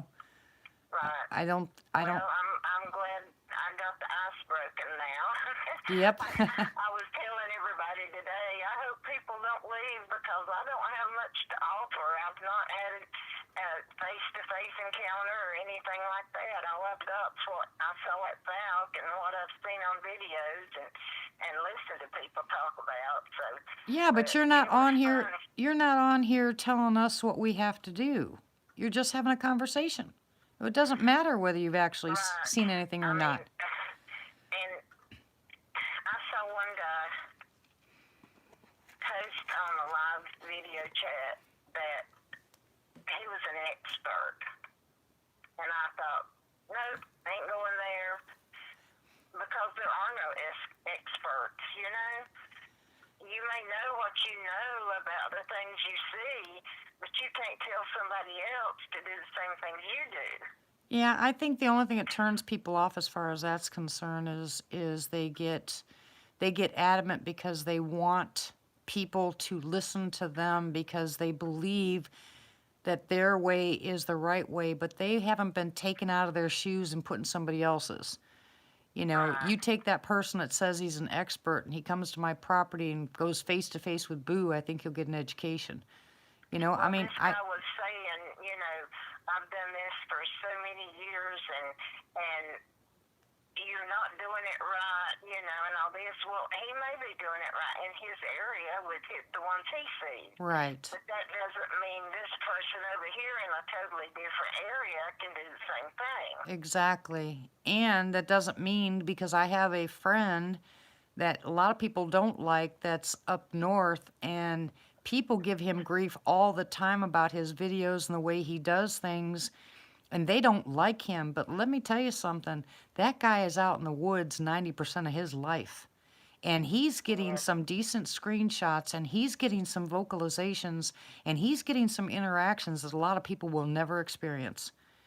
And that's Exactly. just with that clan there. It's not that he's going to a bunch of other places, it's just with that clan. And I know you guys remember when I was up on the property, I said, all this might be nice and sweet and happy and, you know, friendly forest giants and I'm having a good time, but it could change tomorrow. Everything could change. All it takes is another male coming in or a juvenile hitting puberty and you could be in serious trouble. Right. The only thing This, the only thing I agree with a lot of people that they say no matter where you're at is do not trust them. right. You don't. And from my experience as a Bible teacher and studier, if you go out and you're experiencing paranormal stuff, don't start inviting stuff in if you don't know what you're doing. Right. You can get bad stuff come in and not know how to handle it, and you'll be in trouble. And I know that from what I've learned myself. That scares me. You know, that's something that scares me, Martha, because some of the stuff, I mean, if you're out there in the woods and all of a sudden the hair on the back of your neck sticks up and say you've seen whether you've seen a Sasquatch or not or a DM or whatever, but you get out there and the hair on the back of your neck sticks up and then you turn around and you say, well, I got to get out of here. You get that fight or flight. And now all of a sudden you're at home and you're like, I wish I could see these things or what do I got to do just to call them in? And next thing you know, you're calling in something that you weren't expecting. Right. And then everything starts to I quit change. watching one channel because this person was inviting spirits. And Yeah. I thought, I wanted to say, no, don't do that, you know. But I had to quit watching it because even watching stuff like that, if you're not protecting yourself, those things can attach themselves to you, and you can end up in big trouble. Oh my goodness, you're so right about that. I don't deal with anything that has to do with demonic stuff. I don't watch movies. I don't even watch horror movies that are demonic. I don't listen to it. I don't go to the channels. Start talking about spirits and other kind of stuff like that, I'm out. I'm gone.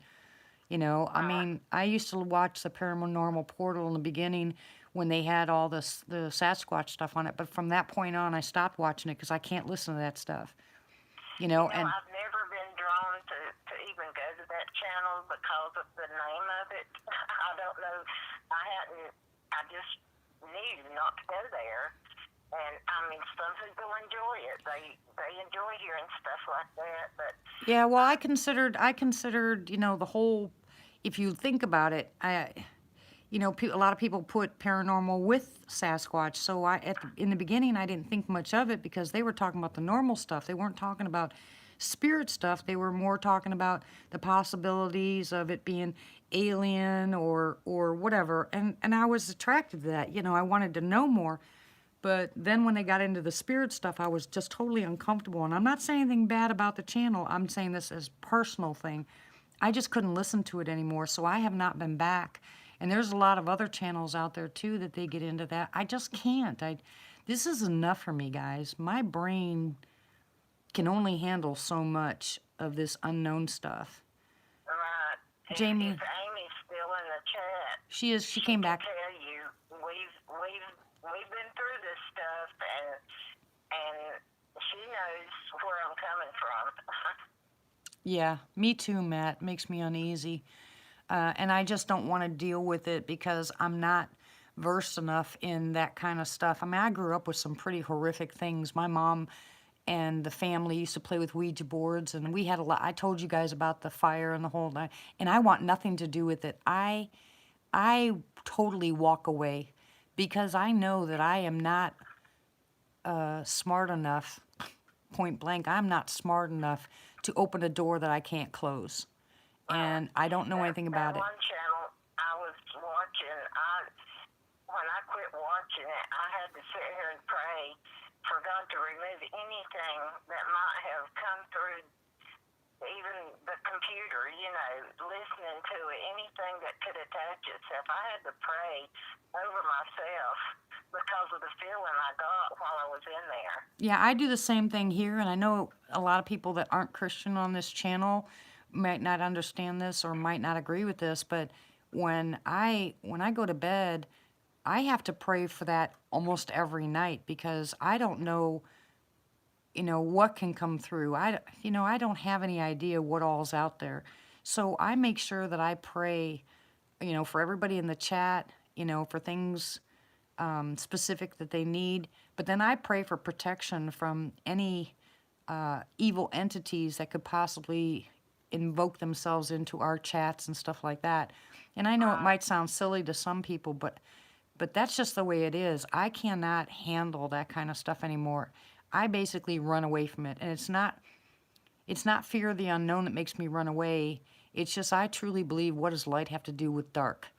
And I want nothing to do with the darkness, with the realm of darkness. I want nothing to do with it, and I will fight that tooth and nail.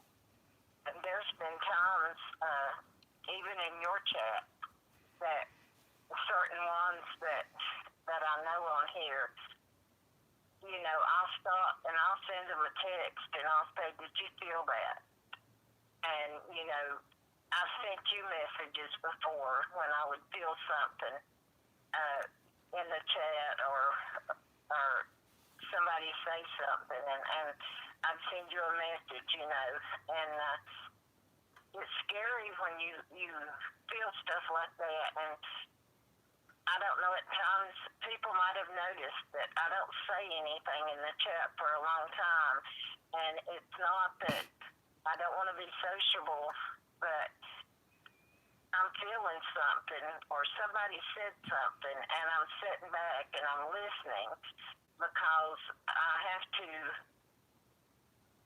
program what I'm hearing and what I'm feeling, and it's hard to explain it, but Well, no, I think you did a good job because you're not the only one either. I've got other people that do the same thing, male and female, and you guys be surprised that I get inundated with this stuff, and it pops up on my phone that someone has texted me or on Messenger, and usually I can read what they wrote. And this one night when we had somebody in here that shouldn't have been in here, I had 5 text messages from 5 different people telling me the same thing, get that person out of there. probably one of them. Yep. And so like I said, I love you guys to pieces, and I know that a lot of us are very like-minded, and I really hope that I don't hurt anybody's feelings by the things I say. That's not my intent, and I say it quite a bit that, I don't want to call anybody liars. I don't want anybody to feel uncomfortable. I don't like any of that stuff that happens in a lot of places, and I just don't go for it. I don't want to talk about other people and make them feel bad or say you got it from my channel, now you go to another channel and you tell that person that this is what I said, and next thing you know, it just starts an argument. And you could have Right. just misunderstood it. But on this chat here, most of us feel the same way, and most of us agree with the same and believe the same things. So I Right. think we help each other out by doing that because it's not only confirmation, but it's strength. You know, there's strength in numbers. And Right. And and I know we've said it in chat, that we feel like God has brought all of us to this one spot here to where we can come together. And I truly believe that because there are people I've never met face to face. I've talked with them, I've texted with them, and I just know. Uh, I'll just say Matt, for instance. I've never met Matt face to face. We've seen each other on video chat a couple times, but I can talk to Matt about things, and it's just like, well, just like me and you did. After we talked a little bit when we first met, yep, I said, Dee, I don't know if you feel the same way I do or not, but I feel like I've known you forever. yeah, And you said the same thing back to me. And exactly. that's the way it's been from the very beginning. And Amy, my daughter, knows that. She's heard me tell her, Dee's my sister. And there's a lot of people in this chat that I feel the same way about.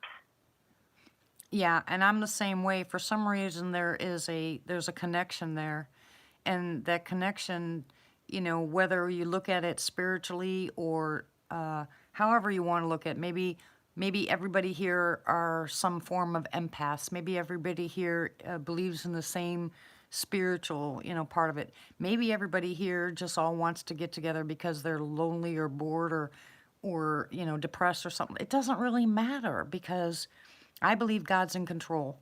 Okay, and I do I too, think He and does. I think God brings a group of people That's right. together, and not everybody has the same gifts Right. because He needs this person to be able to do this and this person to do that. But everybody And all here, of it works together for His good. right, but everybody here has their own gifts, so that's why putting them together makes it strong. Right. And so that I believe the same thing, Martha. I believe that everybody here is here for a reason or a season. Some may come, Right. some may go. There's a lot of people that aren't here anymore that used to be here all the time, and then they're Exactly. gone. And it's not that it's a bad thing. They were only here for a season, Right. and who knows what's going to happen 2 years from now. I mean, we don't know. But I'm leaving this in the Lord's hands. And I pray, like I said, I pray over this chat every single night. And I do it whether I go live or not because I believe that's what God asked me to do. And so this to me is a family, and I I truly, pray for truly, the whole chat every night too, and a lot of nights I'll go to sleep praying for the chat. yep, And even if I don't remember specific names to pray for, I'll say everybody in chat. right. And I love all of them. And when I say I love you, I mean it from my heart. It's not just words I'm saying because all of y'all are friends, and I can't wait for you to go live.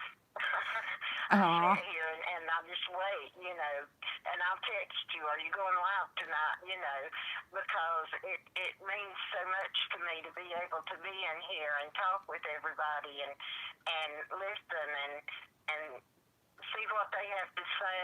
And I learn from people, every time I'm on here, I learn something. aw. Well, you're adorable. I can't help it, but you're adorable. Well, I feel the same way. I learn a lot by what people are conversing about in here too. If I ever keep my mouth shut and start reading the chat, but I've learned a lot in here too, and I learned a lot about people. And I'm the same way, and I think most of the people in here are. That there's a big difference between someone who just says I love you 24/7, and the ones that say I love you and mean it. I don't think there's anybody in this chat that doesn't really know what the word love means. And I ask the Lord all the time to give me just the grain, just the size of the grain of sand worth of His love so I can return it, so I can Right. pass it out. Because we have no idea how I mean, we can just imagine, but we don't have any idea what his love truly is. So No, we when I say I don't. love you, I mean it. And I've had people that have cut me down, called me names, called me out, called me horrible, horrible things, and they know they can still get on the phone and talk to me, and I'll talk to them. Right, I I just can't be that way. I just cannot be that way because there's a reason for it. There's a reason they're in my life, right. you know? So, And you can tell when you've gotten used to people and how they talk. You can tell immediately if something's wrong, if that person's going through something. Just like the other night, you asked me, "What's wrong?" You're mhm. frustrated, and I had no idea that you even picked up on it. But I had gone through a lot that day, and a lot of you know my situation here, that what I've been going through here, and um, I have a druggie that lives behind me, and I'm scared to death of him now, and I'm here by myself, and you picked up on it immediately that I was frustrated, and I had no idea it showed that much. Well, it doesn't have to show, but if you care about somebody, you don't just say, "Hi, how are you?" and walk away not expecting an answer or not wanting an Right, answer. You stay long enough to get the right, answer. So, because if you really care, most friendships are a one-way street. Today, people don't know what friendship is. They don't even know what love is. no, they You don't. know, That's so sad too, because we're here to love one another and be here for one another, and pray for one another. That's what God expects out of us.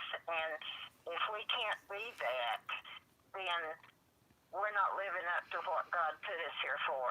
yeah, well, also when you're here and people are on the chat and they're trying so hard to laugh it up and have a good time, but you can feel the pain, then this Right, 2 hour or 3 hour chat might give them enough of a break away from their issues to calm them down, let them sleep at night. right, So if it's right, this chat or another chat, I don't care whose chat it is, if there's just somebody that they know they can talk to, without getting, told what to do and what they're doing wrong, they just need to be able to vent, whether it's silly emojis or silly conversation or just being quiet listening to people talk. You get your mind off the problems, because I'll tell you right. what, I know a lot of people in here in this chat room that have a lot of different problems, but do you know their exact problems? Do I? No, but they're No. human.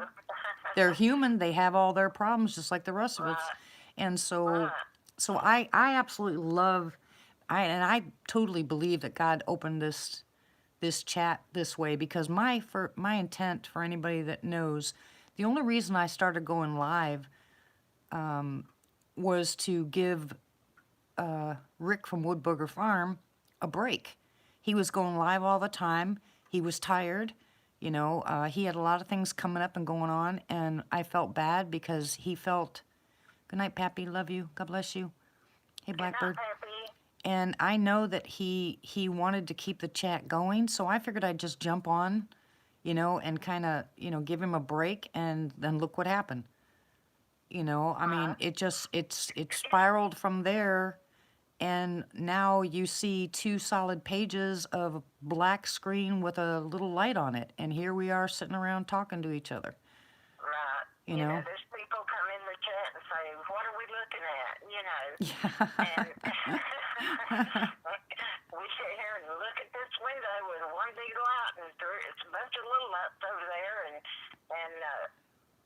look at the conversations we've had, Uh-huh. and been able to talk and make friends and learn from each other, and it's amazing It's what also God's done through this chat. was in tears for 2 solid days, and I could not stop crying. And I got on the live chat and said, "Lord, I'm just gonna get on. Let's see what happens." We had a great live chat. You guys helped pulled me back, from my tears. I wasn't depressed. I was overwhelmed. There's so much going on here. It's crazy. I mean, absolutely, the emotions running high in this house for everything, all the changes that are about to occur. and me losing my son, which I'm used to having him around and my grandkids, and everything just happening. And I was in tears. I was just crying my eyes out. But you guys brought me back up with 5 minutes of conversation here. So it's not just me in here, it's all of us together. This is exactly. Exactly. Good night, Darth. God bless you, hon. Thank you very much for showing up and have a great night at work, hon. Ramona said that would you say he's off the ventilator? Yay, praise God, hallelujah. Amen, Praise the Lord. amen, amen. Praise God. I'm so happy to hear that. We've had a lot of praise reports in here. We've had a lot of prayer requests in here.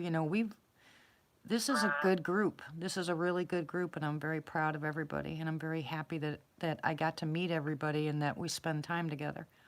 And I can be a butthead just like anybody else can. I have my moments too. And you guys pull me up whether you think you do or not. You don't have to tell me you don't have to say, it'll be okay and God's got this, Dee, and you're going to be okay and we love you. You don't even have to say any of that. Blue told me to say hello to you, Martha. Hey, Blue. You don't have to say anything. Just by you guys showing up, you just give me, such a peace. I get a peace when I get on here and we all sit and talk together. So it does things for me too, like you would not believe. And Right. I consider you guys family, and I can tell you certain things, and you guys don't know me very well, really, but I usually don't tell anybody anything. There's so many things people just don't know. I refuse to tell anybody anything because I never had friends, ever had friends. So it's really, really hard, to open up and just start telling people, because sometimes the more you tell people, and there's an old adage, familiarity breeds contempt.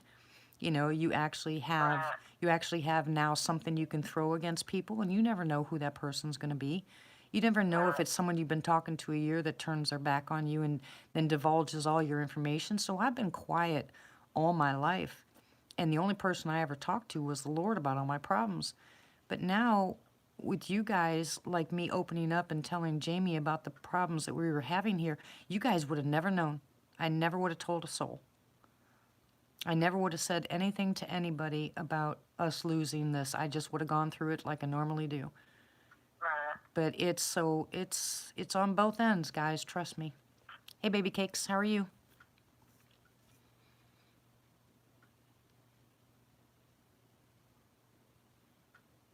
Yeah, I consider this my family. Yeah, you know what? I bet you 10 to 1, and I would almost guarantee this, that if one of you guys were close enough to the state of somebody else and they were having a hard time, that person would go down to make sure that person was okay and actually go help them. Look at how many times people have helped on this channel, helped other people. Right. And I tell people, all the time, if I'm private message them and stuff and they tell me something, I wish I was there so I could help. Yeah. And I tell you that all the time.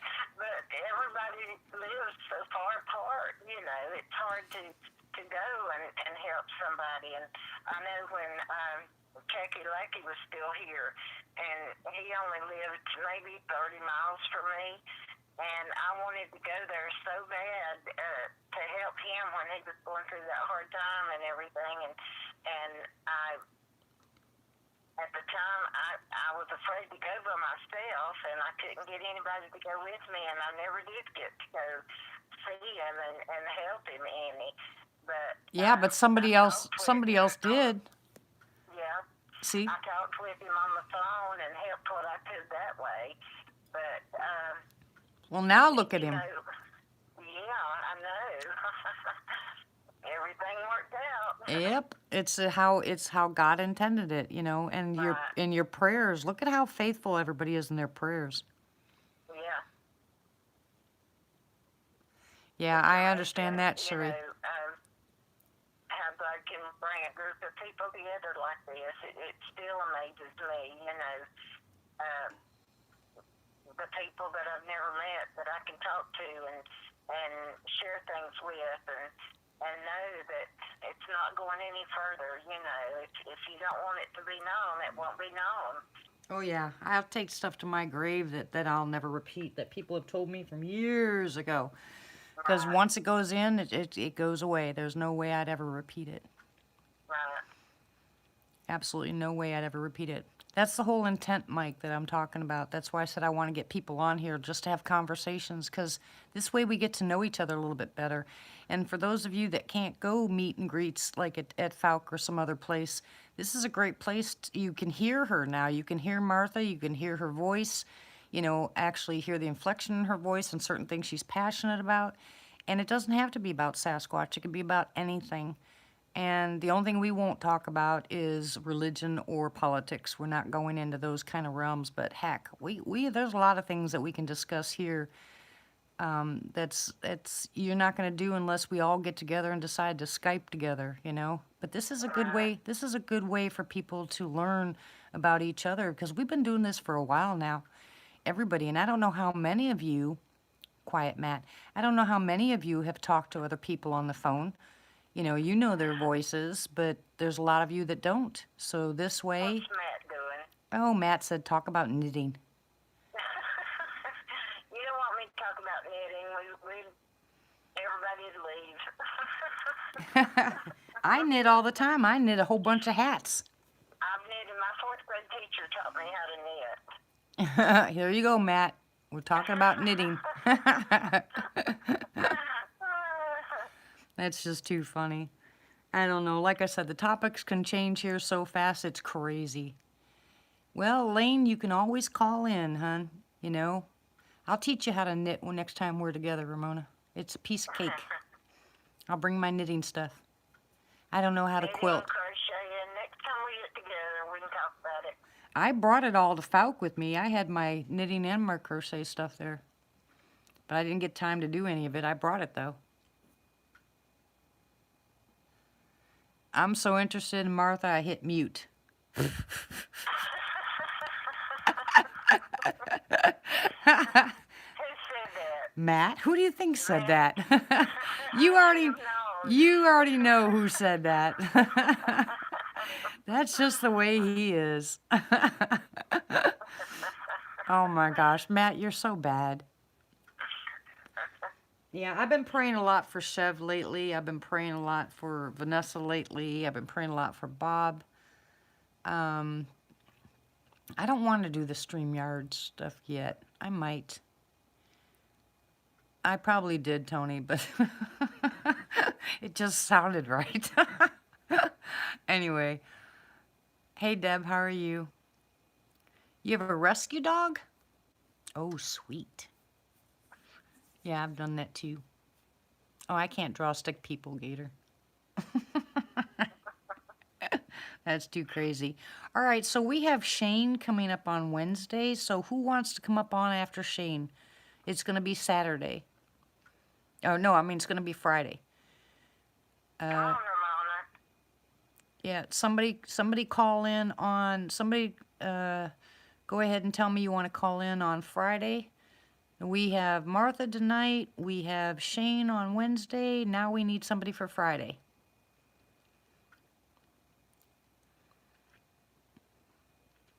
We'll get somebody on here for Friday. E.T. phone home. I absolutely love my GABA Calm. Let me tell you, that stuff is a lifesaver. Excuse me. Not if you have GAD, you know, GAD, generalized anxiety disorder, but if you have a little bit of anxiety or a little bit where you can't get your mind to stop racing or something, get GABA Calm, because that stuff is incredible. No, I don't have a bleep machine. I know for a fact when Dee tells you to take this for this and this for this, she knows what she's talking about because she has helped me so much. I've gotten off of several of my prescription meds because of Dee helping me know what to take naturally.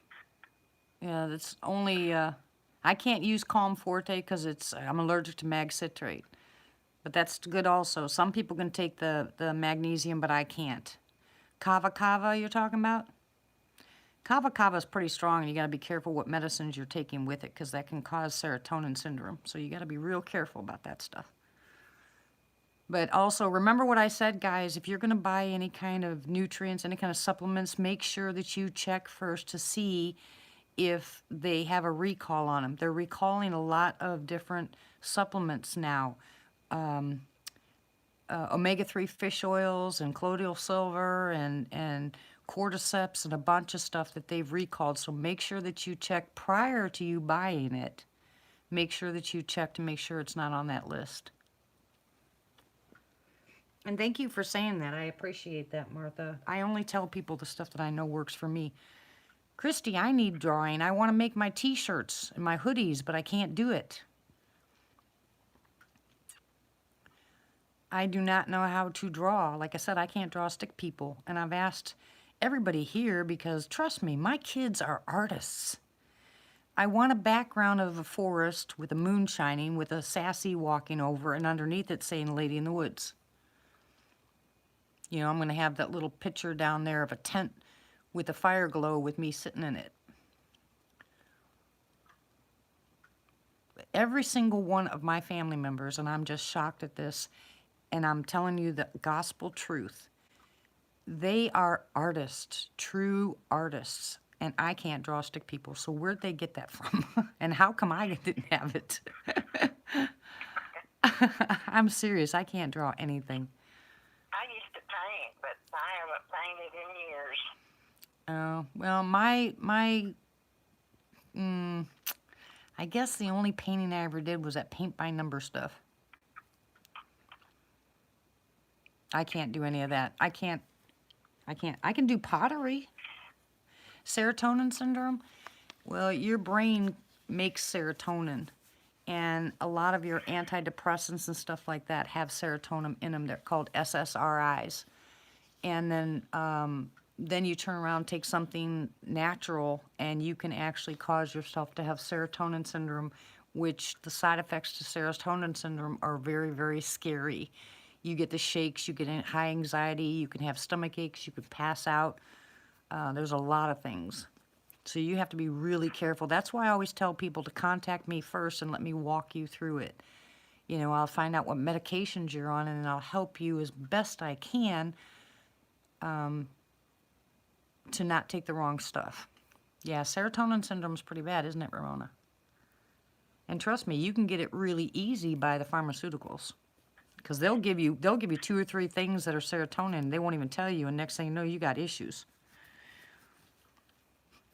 You remember when I sent you the list of all the prescription meds I was on? Yep, and what I do, I shook my head. I was like, oh my gosh. Oh my goodness. Yep. Some of the medications you guys need to be on. Good night, Rayetta. God bless you. Good night, Rayetta. I love you. They're, yeah, we all love you, sweetie. I don't see any eye shine right now, hon. I see the lights across the street, but I don't see any eye shine. Of course, I haven't been looking either. You might see something I don't see. But,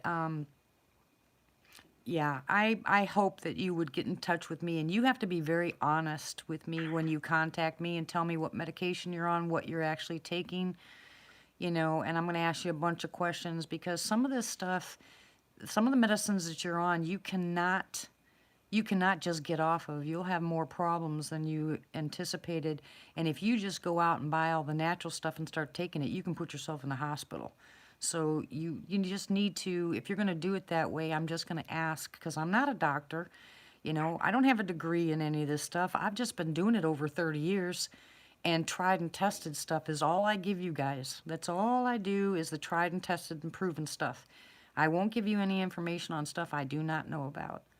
You know, I'll tell you like I tell other people, go ahead and go online and Google it. Get as much information as you can.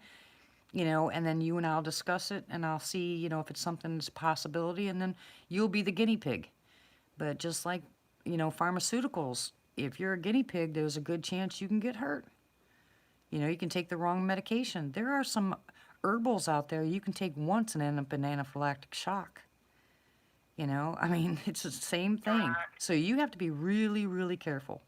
I know when I got some of my stuff, you told me to take one at a time until you see, you know, if you're going to have a reaction to it or whatever. And I did, and so far everything's been fine. Yeah, and what else did I tell you besides taking one at a time? Do you remember? I don't know. You told me so much. I tell people this, try to take it when you have somebody around. Because if you, Right. in the event you have a problem, they can tell you, they can tell the medics or the hospital what you took. Right. Because it can turn that fast, trust me. That's why I said this part of it's not easy. It takes, I've been studying this stuff and doing this stuff for, like I said, over 30 years now. And stuff keeps changing, new stuff comes out, you know, they do experiments on stuff. And I won't just go ahead and Google something and say, oh, this says this will do this, so why don't you try it? I just won't do it. Good night, know, Gator. God I bless you, know. sweetie. I was scared to death to do the CBD oil because way back in the 70s, one time, Good night, I Mike. smoked pot, and I had a very bad experience with it. And anything to do with it, I didn't want nothing to do with it. And I was scared to death to do the CBD oil. And when I started it, it helped me so much. Yep.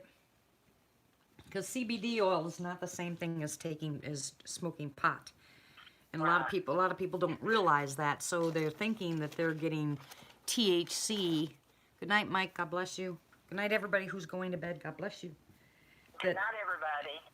So, you know, it's completely different and it's safe, and I think that a lot of people benefit from it. You do have people that have, you know, they just are trying something new, so they have that effect, you know, to where it doesn't matter. It's a placebo effect where they think it's doing something for them, but it's actually not because they believe in it so much, or, you know, they heard that it works. But I told you guys point blank, I've tried 3 or 4 different kinds of CBD oil. It does nothing for me.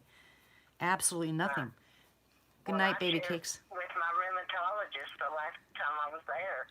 I shared with her that I was taking, you know, the CBD oil and how good I felt and how much better I felt. I wasn't hurting near as bad and everything. And she was actually excited. She said, I have some people that say they get no effect whatsoever. It doesn't help them. And then I have others like you know, that it really helps. And she said, there's not as much studying going on with the CBD oil to really know for sure what it does. And she said, I'm excited to see. Yeah, because they don't want to spend the money because it's natural. Good night, Lane. God bless you. Good night, Mike. God bless you. We love you guys. Thank you for coming. We appreciate you big time. I enjoyed it, guys. Yeah, I'm glad you came on. It was nice. It was fun. It's been fun. I don't know what the heck I just did with my... Good grief, I'm losing everything over here. Okay, I gotta try to put this blanket back on. I'm freezing. It's gotten cold and I don't know why. It was beautiful. Hey, Miss Nala, how are you? Good night, Pam. God bless you. Love you. Welcome back, Christy. Warm in here, Matt. I have my devil stove on. Ah, here we go. Matt calls it your double stove. Yes. He's cute. How's your daughter, Miss Nala? And how are you? Hi, Nala.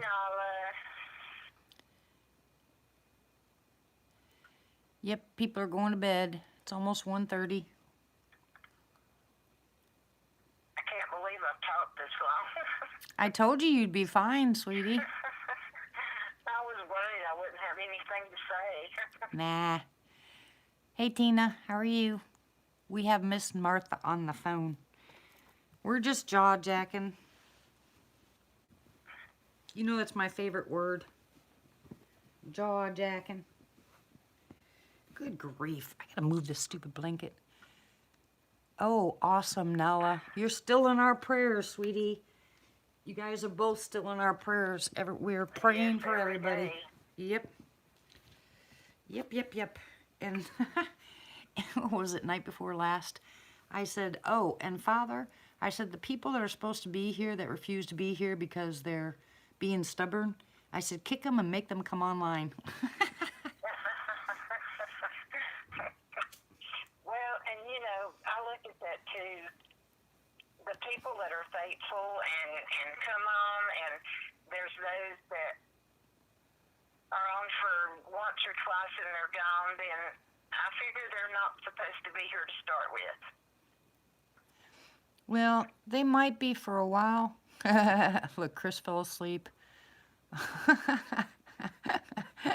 Everybody's falling asleep. And see, I'm not quiet and being reserved and having my nighttime voice where it's soft and soothing and you guys go to sleep. I'm talking, jaw-jacking, yelling, screaming, hollering, and you guys are still falling asleep. Oh, good grief. What do I do? Believe it or not, I used to be shy. I wouldn't talk. I would sit and listen all the time. And something changed. And I love talking to people. I love listening to what they have to say and sharing what I can to help. And I just love people, being around people. Yeah, well, you did great. You did absolutely great. We had a lot. This is what we do when we're on the phone just talking. That's the whole point of this. Now people see and hear the real you. You know, it's not scripted. It's not, you're not just answering questions. You're having a conversation. Right, and I love it when you have people on and like you said, you can hear their voice and know what they're saying and you can sense whether it's real or not, you know? Uh-huh. Whether they're genuine in who they are, do they sound like what they type, you know? I mean, now you understand when you're, if I say LOL, or if I put a frowny face or something, you don't know if I'm, you know, actually being tearful about it, or if I'm just saying I'm upset with you. But listening to your voice, okay, you hear your voice, now they can put together that when you giggle, you know, the LOL. Now they're going to associate your voice Right. with it. They And can hear me laughing. exactly. So that's what I like about the conversations. And like I said, guys, it does not have to be. Okay. Aw. Tell her we said hi, Nala. Tell her we're still praying for her. That's what I said. Get as many people on, because Tuesday we'll know. If Tuesday he says yes, he's buying the house, then this is going to go really fast. We'll have 30 days to move out of here. So I don't know how many times I'll be able to go live, but I will certainly do it as many times as I can. You know, and the more we get to talk to each other, I think the better off it's going to be. It's going to help me tremendously. Well, and you know, we'll back you up when you're not able to get on. We'll try to keep everybody going and until you can come back. Well, if the place works out in Honaby, they already have a satellite dish out there, and it's already connected. So we can just basically transfer everything into our names, and Right. it'd be nice. But You won't be they'll. gone long. No, they're going to have to drop the price a little bit, though, because it's out of our price range and of what we want to spend. And I'm hoping that we can talk them down because it's been on the market for over a year. So, and that's a long time for a house to be on the market. So my husband thinks there's got to be something wrong with it. So we're going to go out and take a look at it, hopefully this coming weekend. You know, weather permitting again, of course. But we're going to try to go this weekend and take a look at it. And if all goes well, we'll try to talk them into, you know, knocking down the price a little bit and go from there. Well, we'll definitely be praying. I know you will. Who God said can they? make changes. You can. It looks like a light by my truck again, like that blue light. I can see actually a light. There's a sassy there. Where? By my truck?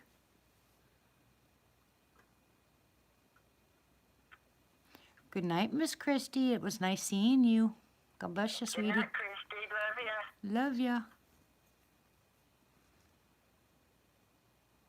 Yeah, I'm going the other direction, sweetie. I'm going south.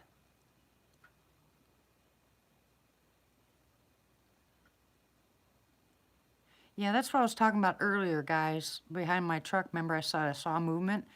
Because that tree is now skinny, skinny, which it wasn't skinny, skinny earlier. There was something definitely standing beside it. Yeah, I'd like to come out and see you before I go, Nala. Further out than my truck, Sheree?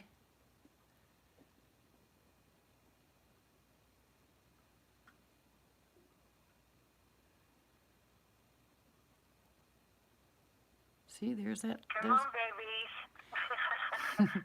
Come on, babies.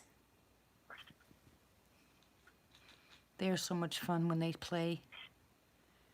Not so much by the bathroom window because it's too close, so they scare me, but up here it's easier. I can usually see them or hear them before they scare me. Make me jump. Except for when they throw things at the window. Sometimes it makes me jump and sometimes it doesn't. Depends on what it is they throw. Yeah, I remember the night you saw Grandma out there. Yeah, that wigged me out big time. Well, I don't know. Of course, I watched Kevin's last video that he did. He looks a lot better. I don't like Yes, his I saw that. I don't like his coloring, but he's gaining weight because they are pushing fluids big time to flush out I his. thought he looked like he was swollen or something. He does, and that concerns me, especially since he's having kidney issues. Right. I wish, Nala.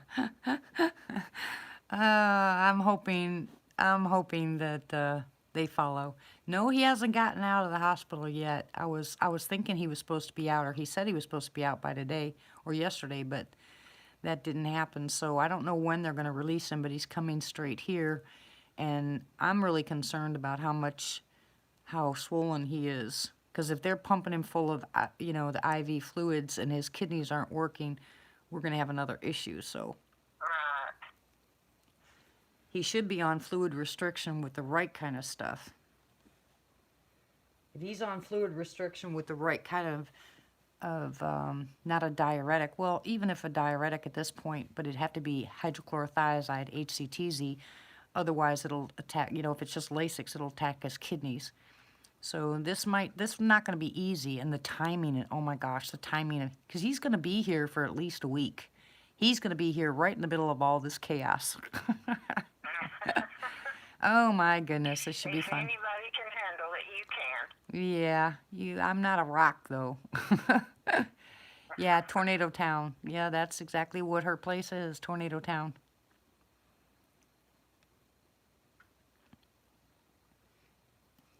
Well, all right, Miss Martha. Well, I'll let you go ahead and get off the phone and you can jump onto the chat and we will continue until I get too tired to, or everybody wants to get off and go home and go do what they got to do. So I'll stay on for a little while longer. I'm not sure. And we'll go from there. But Shane, don't forget, Shane's going to be on Wednesday. And everybody say good night to Martha. Well, kind of good night. Thank you, Miss Martha. I enjoyed it, everybody. I really did. And sometime soon I'll come back and we'll yak again. Yep, absolutely. This is what I love to do. Yep. And I love y'all and pray for you every night. All right, and I'll see you in the chat room.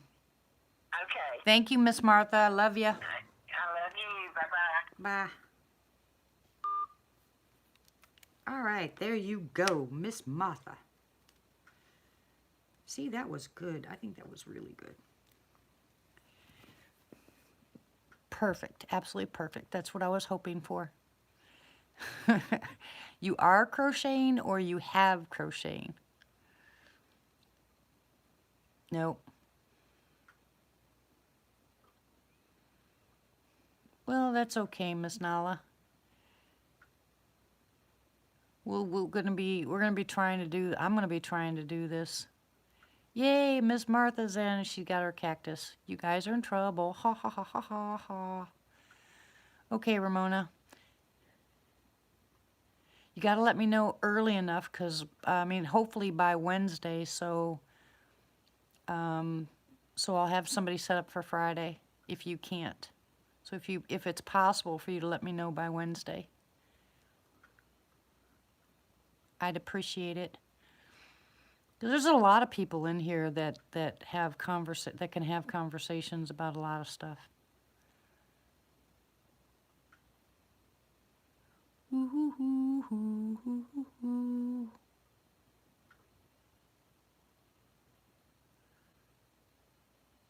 Oh, cool, Blackbird.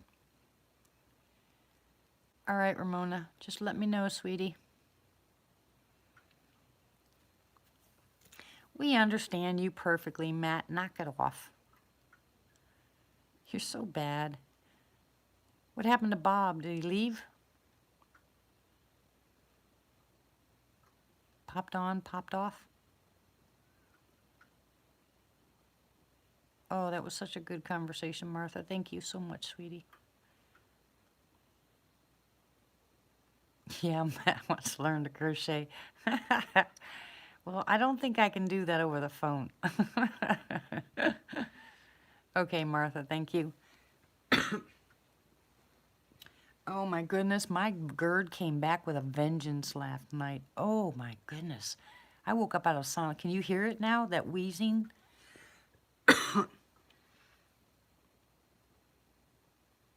Yeah, that happened at the beginning of the week. We've been trying to talk about that a little bit, but it hasn't been any more new news.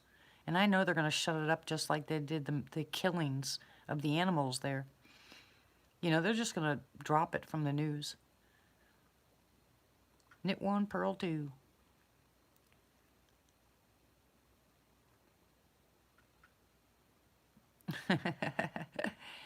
Well, we were talking about the Falk trip, Nala, you know, and talking about the chat, talking about everything.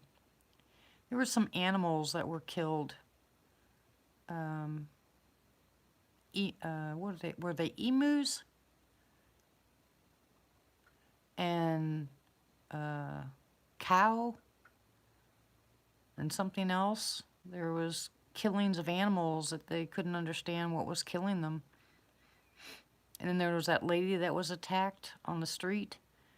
And then there's some teens missing. There's a lot of stuff going on between Tennessee and Kentucky. And they're not following through on the, you know, they go ahead and they post it up there and they get everybody excited and you read about it and then you hear nothing.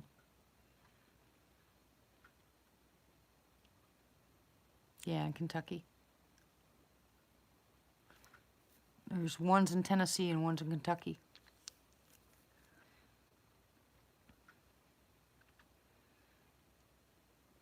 Well, I just don't think, because if they have the answer to what's going on, they just don't want us to know, so they change it. Yeah, they said it was a canine. How'd they know it was a canine? Because they said in the beginning, which they didn't post it after that, that neighbors had heard something canine. They'd heard dogs or something.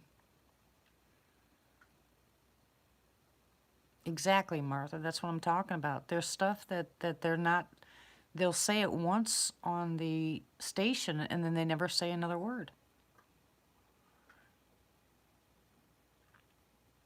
They finally found those two teenage girls in Ohio, but they were both deceased. But the ones that are missing from Tennessee, they've never found.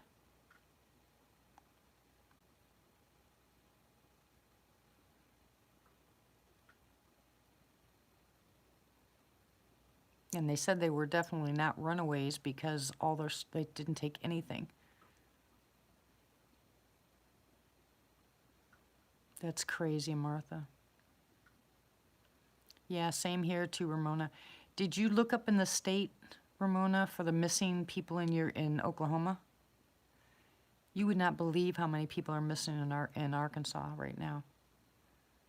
That's what I was telling David Pilates on his channel. Which insane critter? Which one? Yeah, you ought to look it up. Just all you got to do is type in missing persons Oklahoma and 2020, and you'll find out how many people are missing in your state.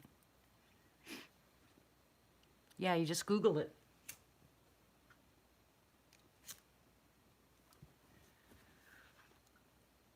Yeah, I understand that.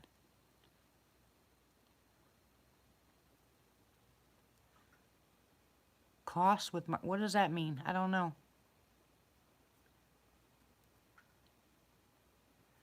Same here, Chris. They keep saying that there's no cougars here in Arkansas, and yet people have pictures of the black one here, which, I mean, just serious pictures. And the wildlife place management told them that they were getting the pictures off the internet. Oh, I don't know. I'll have to relook at that, Martha. It's not what I said when I started the chat. It's got to be autocorrect. I'll fix it when we're done.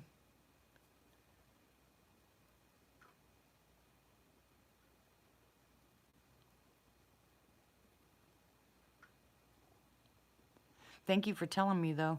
I'd probably find it tomorrow when I went back on there. Be like, uh-oh.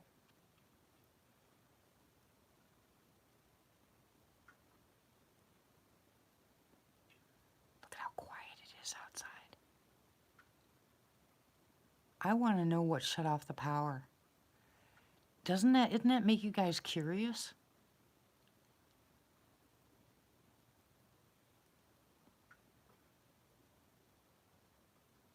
Quiet. I only wear one contact, and I haven't been wearing those for a month or so.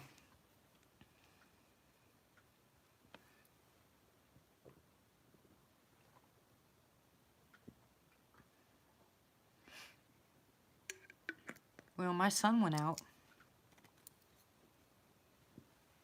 He got in the car and went down the street and looked and couldn't find anything, but I asked him if he looked up. No, I only need to wear one. My eyes aren't bad at all, and it's only, like, I can see pretty far away. I could tell you it's a male or female, but I couldn't tell you who it was. So I only need to wear one contact, because I don't need bifocal, so. So they just give me one contact for distance.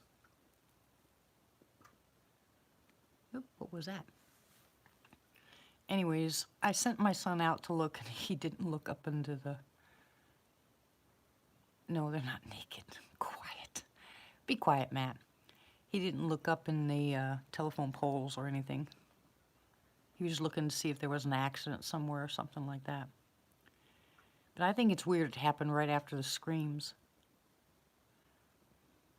Yeah, I know. She said that, Ramona. I'll fix it after we're done. I don't know why it says cost.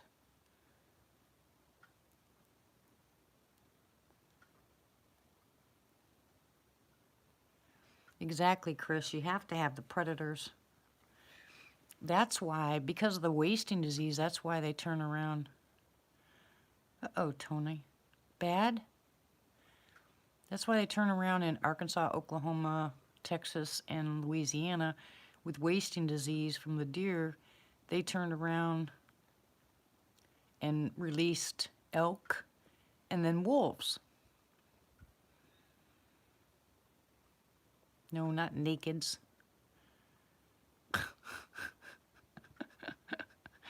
What is you guys with the word naked? You guys are killing me here. I heard screaming, an animal screaming, not a person.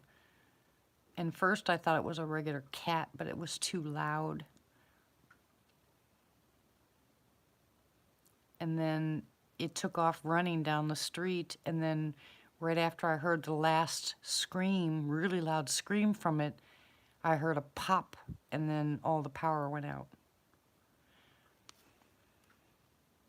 So I figured whatever it was ran up and maybe got fried on the transformer or something. Yeah, really high-pitched.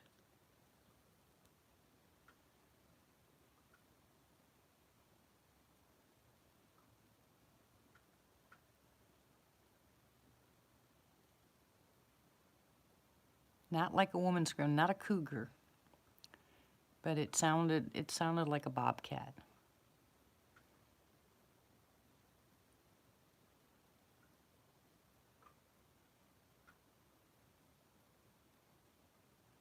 Yeah, I know. It's because the wolves, they multiply so fast and they do so much damage. But remember, they took 'em out of Yellowstone for years.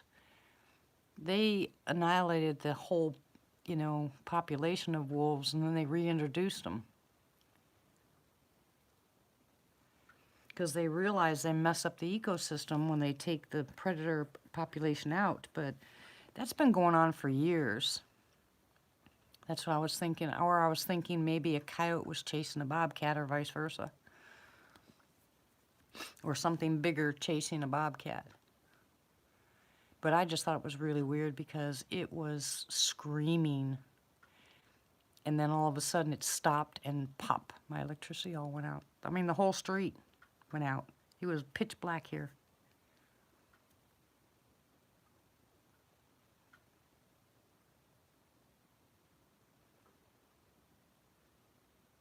What is going on over there by my truck?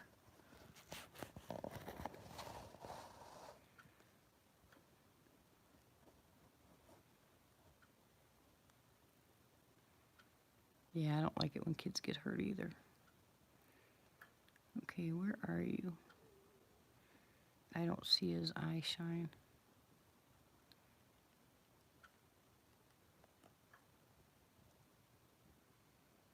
Did you see that light mark by my truck? What is that? What is that? I don't have an interior light on. And what's that other light way back there?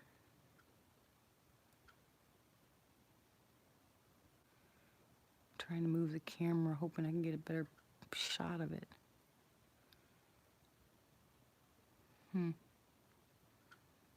I don't see anything, guys.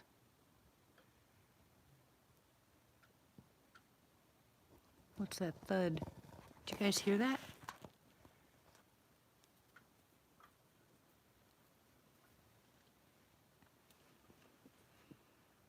A nice thud.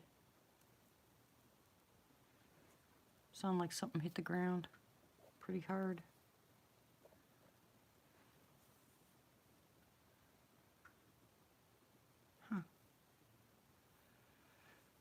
Well, anyways. So tomorrow it's back to the grindstone. I've got a lot of work to do. What is that?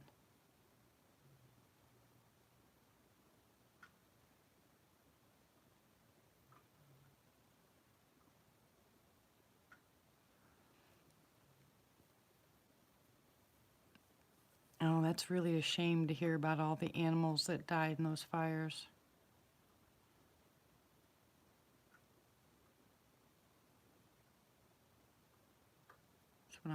That's what I'm saying.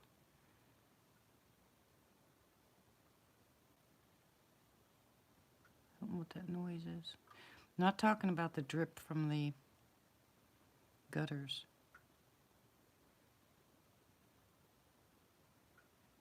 I love the quiet.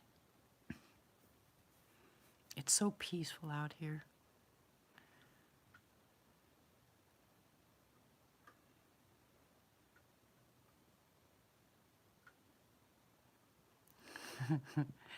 If that couple buys this house, I'd like to get in touch with them about a month after they move in.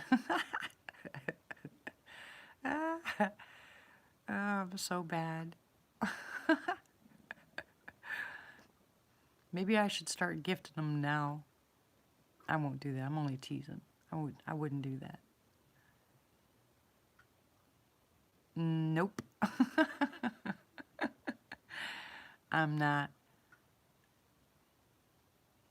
I mean, heck, look at the guy across the street has been dealing with these things forever and never knew what they were. He's had slaps on the houses and rocks thrown and, talking and all kinds of other stuff. But he didn't know what they were until we had a conversation. Oh.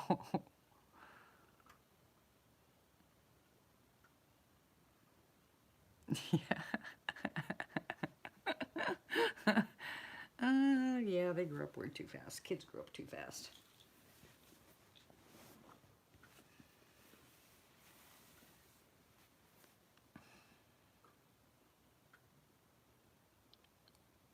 Come on, babies. Pop rocks. That'd be fun.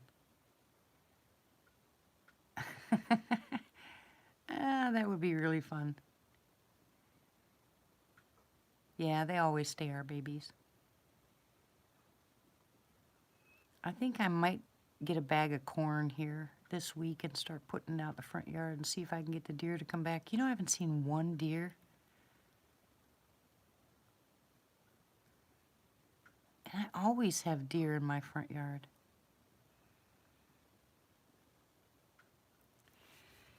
Yeah, we're never going to get past it, Matt. I mean, good grief. My kids have been through so much stuff, I'm surprised I've lived through it. I'm telling you honestly, some of the stuff that, and a lot of stuff that they've been through, they've brought on themselves, even being forewarned. And it just doesn't stop. Non-stop. What the heck was that?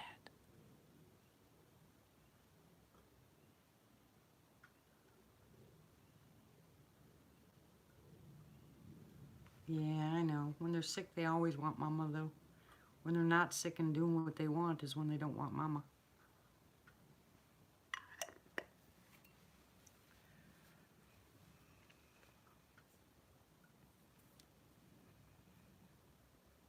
Yeah, I hear the plane.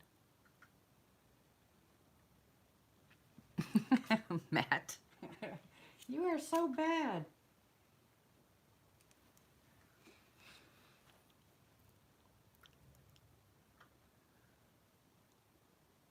You know, I just stopped doing it recently, but what I used to do is when my kids were on my last nerve, I'd close my eyes and picture them as small children to make it easier. And later on, after doing that for quite a few years, I found out that it actually did more damage.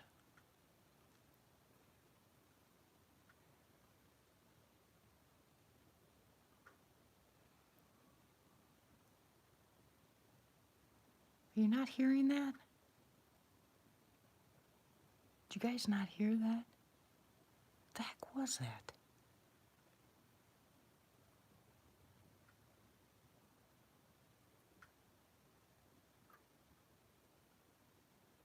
Sounded like a stupid elephant.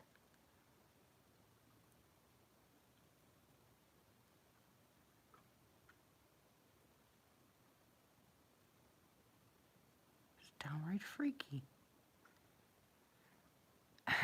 Matt.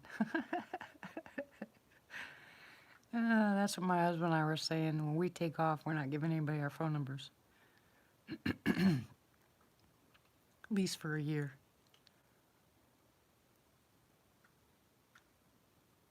Seriously, you guys did not just hear that?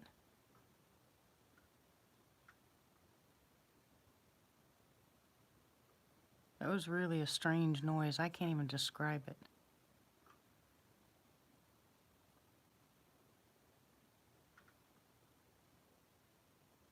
Uh-oh.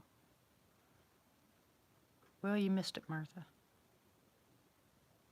I was trying to figure out if it came from inside the house.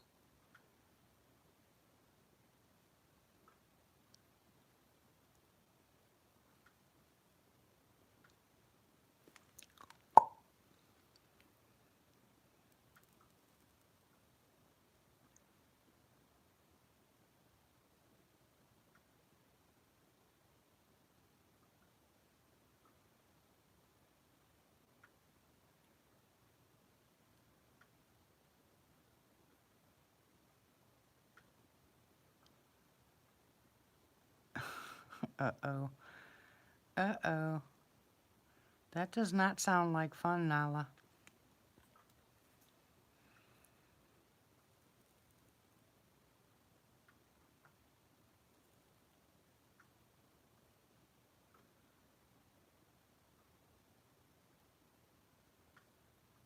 It was just a really strange sound. I couldn't tell where it was coming from.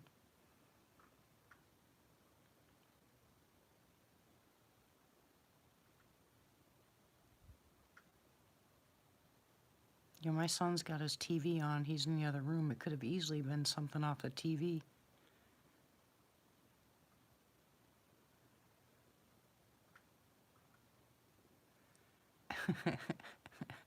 I hear you, Nala. It is so nice to see you, sweetie. Haven't seen you in a long time.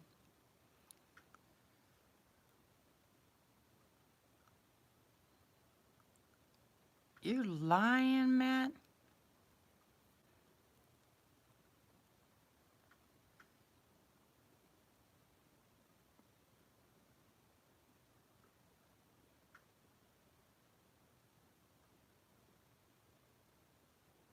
Well, I'm really glad you stopped in tonight. It's really nice to see you. And I'm glad you gave us an update on your daughter. I'll just call her Emily. Yeah, Matt's bad, isn't he? He's been bad all night.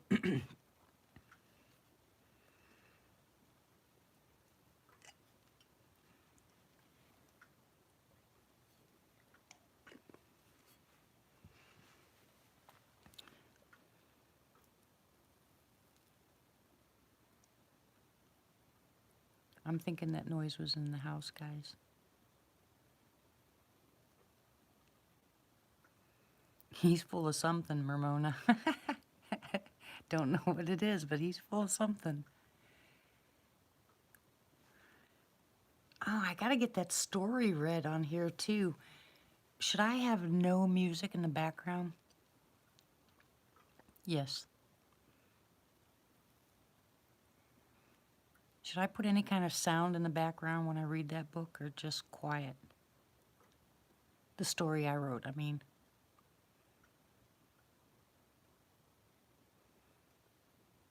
It's just a fake Sasquatch story, just something I made up.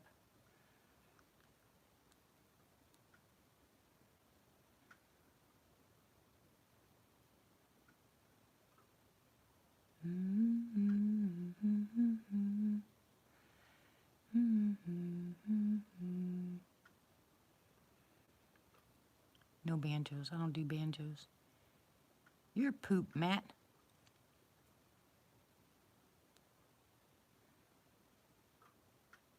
No music in the background.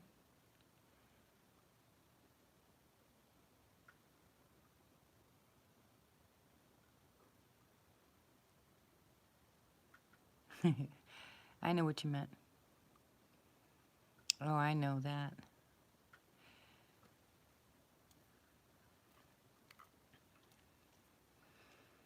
Yeah, they were gonna copyright me with, remember the thing that Tex did for me that I posted on my channel? They were gonna give me a copyright strike, and I said, for what? He made it for me. No, I'm not gonna sing in the background, you silly thing.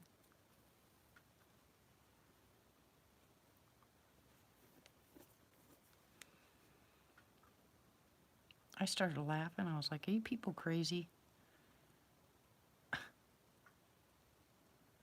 Ooh, that's a nice breeze. Don't you be pouting. It said copyright strike. It popped up red on my laptop when I went to my page, and I was like, what is this? And so I went in, clicked it and went in, and it showed that video. So I wrote to him, I said, he made that for me. It's because I uploaded it. Chris, you're bad. I don't know how to do all that stuff that people do like that. I've never really checked into doing how to do it. I never looked, or asked anybody to show me how to do it. I'm thinking maybe I'll have a cricket sound in the background or something.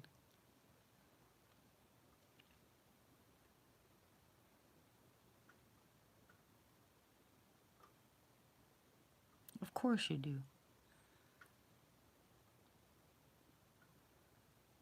Everybody knows more than I do when it comes to that kind of stuff.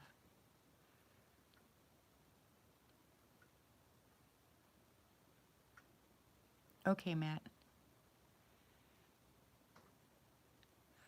No, that'd be too loud. I've been to some of those sites, you know, they're not long enough and they just keep repeating, and I can't stand those that just repeat over and over and over. It makes me crazy. Okay, Nala.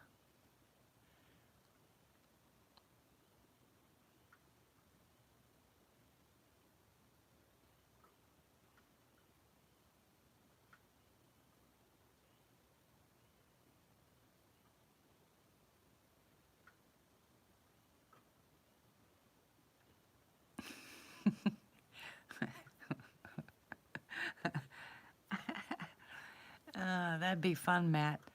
So you would hear everything thing I say.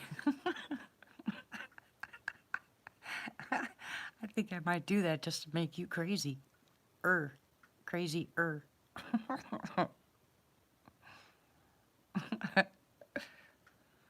I'm slap happy. Yeah,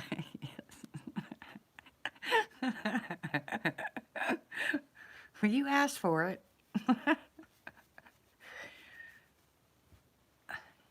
You got it, Tony. Ouch.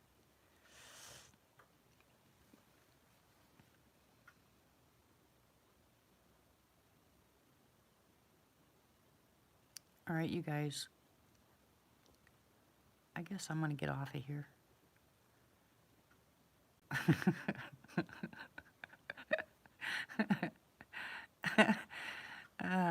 Now I got you all doing it. Hey, D. Stewart, how are you? Echo, echo, echo, echo.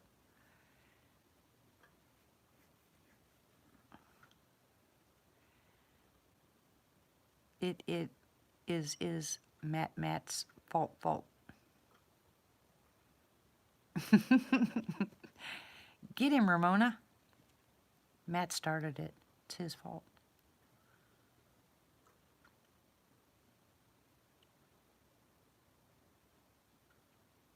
Oh, I hear. What is that I hear? What is that?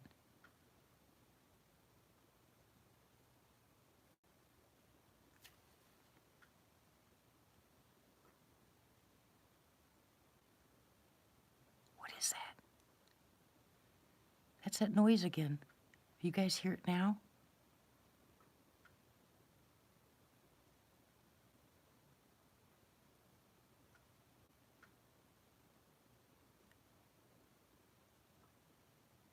Hear it?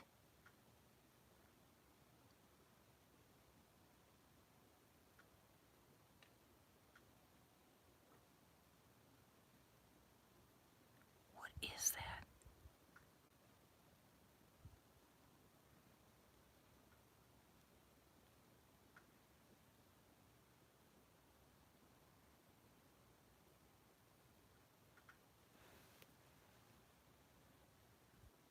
You can't hear that?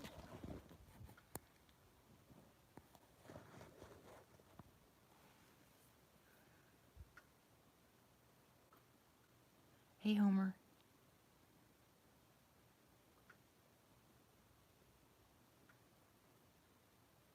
No, that's. What is that?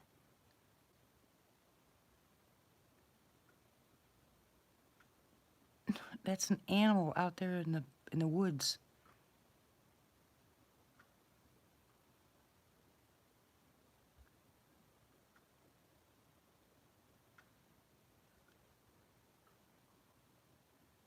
What the heck is that?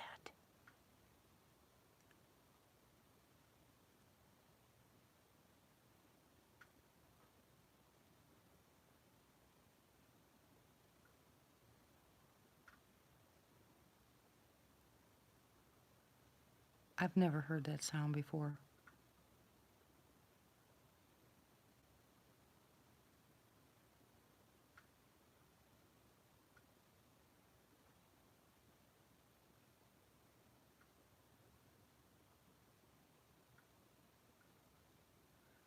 Can somebody please tell me what that is? Seriously, what kind of animal is that?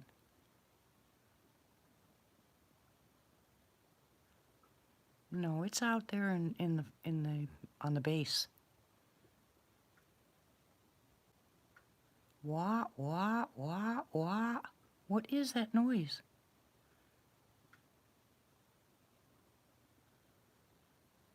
Nice try, Matt.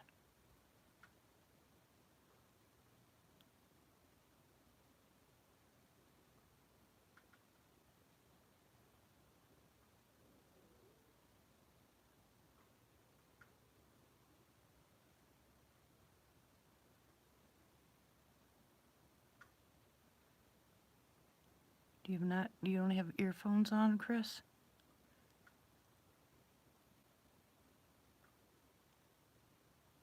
There's a whole bunch of them, Nala, if that's what they are.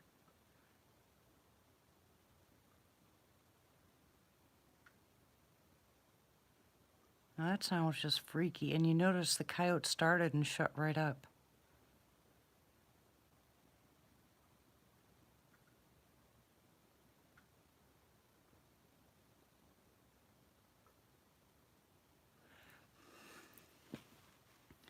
If anybody's able to, if you can timestamp this, go back with earbuds on and see if you can hear it. That is the strangest sound I have ever heard sitting at this window. I have never heard that before. And the first time it started, when I said, "You all hear that?" Right after that, the coyote started and then shut right up.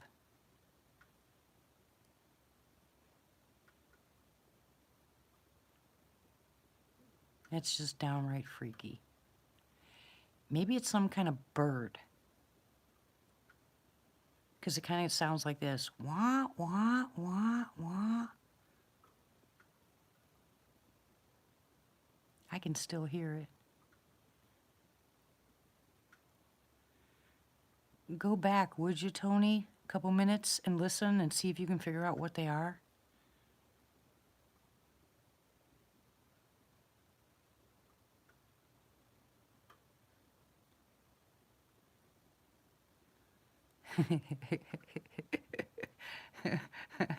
That'd be fun, Chris, huh? It actually sounds like... I can't even tell you what it sounds like. It could be some kind of bird.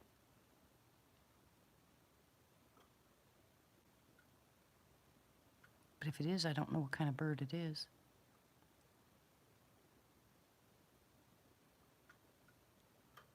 Pterodactyl. Good idea, Matt.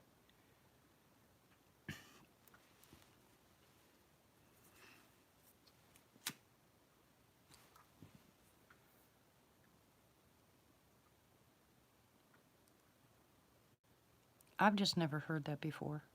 Literally, I have never heard that sound before.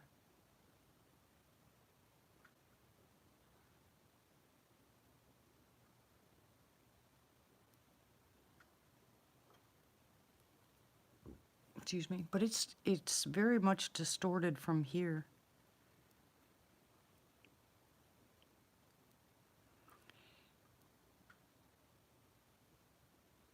Good night, Nala. That's what I'm saying, Deb. I've never heard it. I don't know what it is. I really wish you guys could hear it.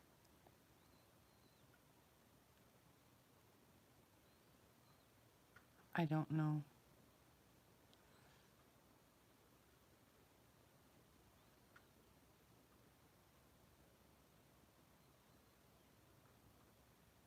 I still hear it, but it's further away now.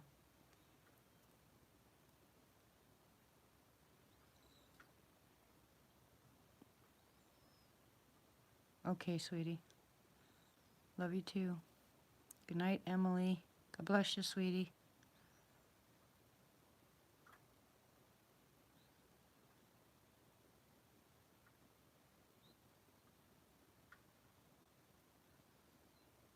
Yeah, I know, right, Chris?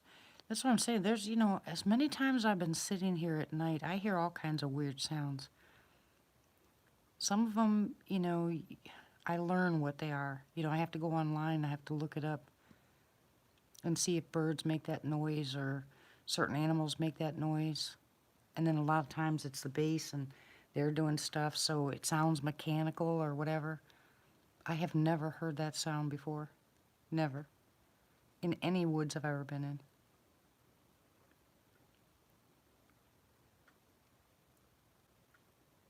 See, that's what I was saying.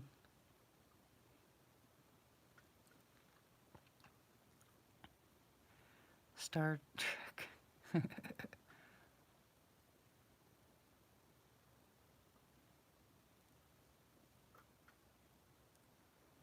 See why I said it sounded like a bird, Tony?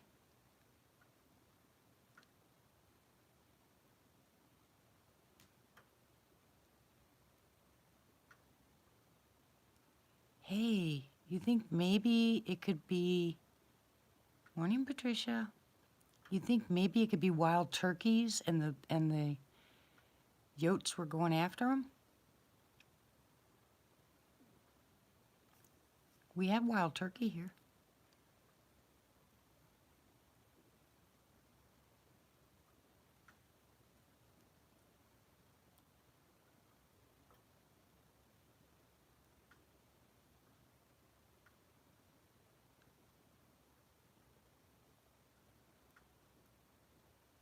I should have had that amplifier on that Carrie gave me.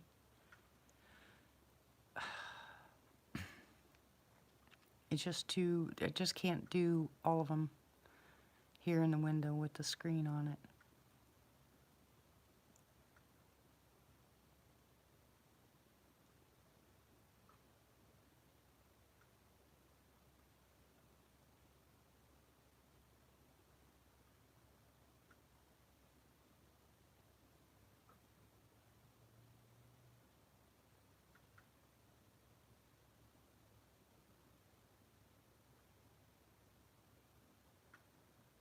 This quiet's gonna put me to sleep.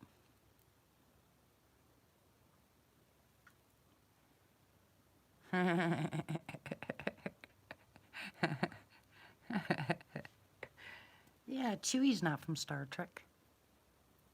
Star Wars.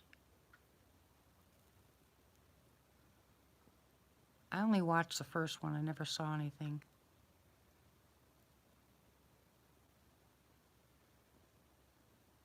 I never saw any of the other movies after I saw the first one. I never watched Star Trek, but I saw Star Wars. How you doing, Patricia?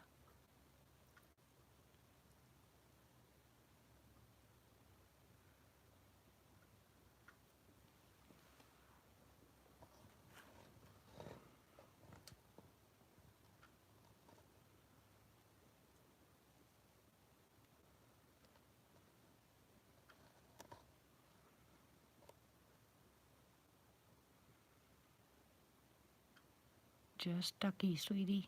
Just ducky. Quack, quack.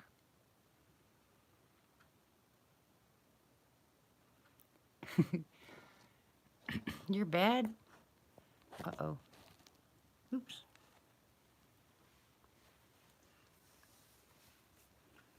No, Tony, I'm good. I'm gonna get offline. I'm gonna sit here at the window and listen for a while. Yeah, it's awful quiet.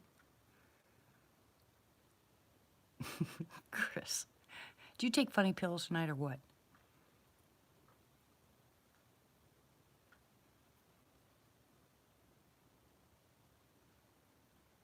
I'm gonna make you guys all go to bed. Well, not really.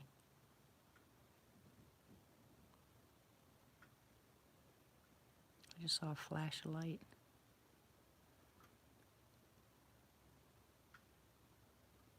That was weird. Wonder if we got a storm coming in. I didn't look at the weather, but it was raining earlier. That's why the drips.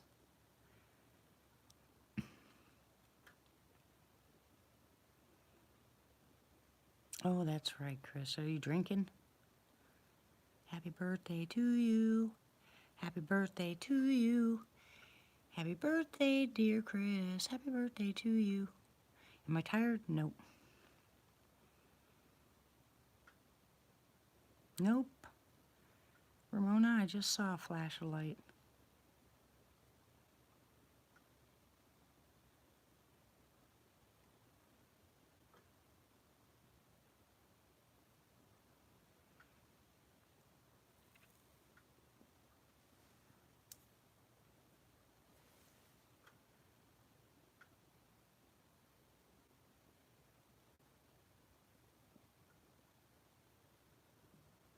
Boy, it is quiet out here.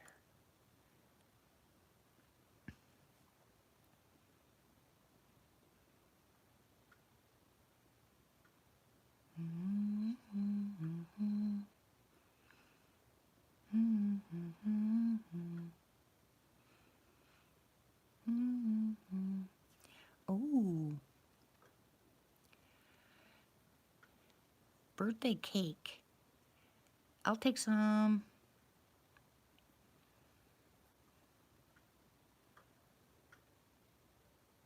Yeah, he's still a baby, that's right. Yeah. No storms? Thank you, Ramona.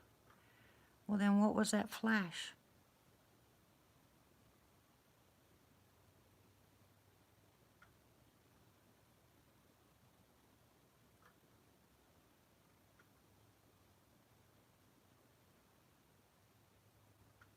I'm gonna make cupcakes when we go to Fouke this year. Bring cupcakes and donuts and brownies and... Oh, really? I haven't paid much attention to outside.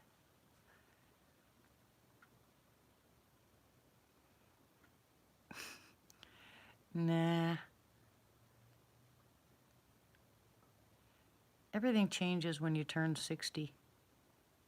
You know how they said everything changed when you turn 40? They were right. Then everything changed when you turn 60. I mean, everything changes. On your 60th birthday, you can't see anymore. On your 60th birthday, your back hurts. On your 60th birthday, you wake up and your knee doesn't work right.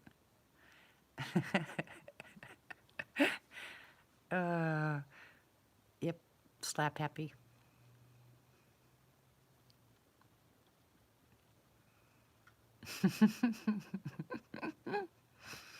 I know, I'm bad.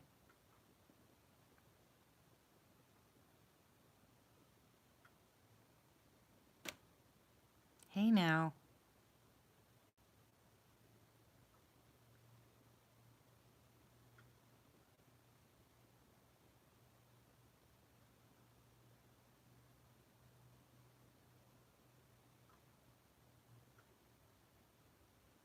I'm waiting.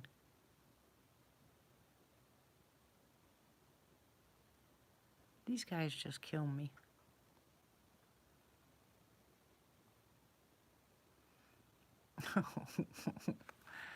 Oh, don't say that. Hey, I'm doing pretty good for my age. You know, I don't have any other issues beside my stomach, which is enough to, in my sciatica. But I'll tell you what, all those years of working out really helped. It really did. And I worked out for a long time, for a lot of years. Are you inverted, Martha?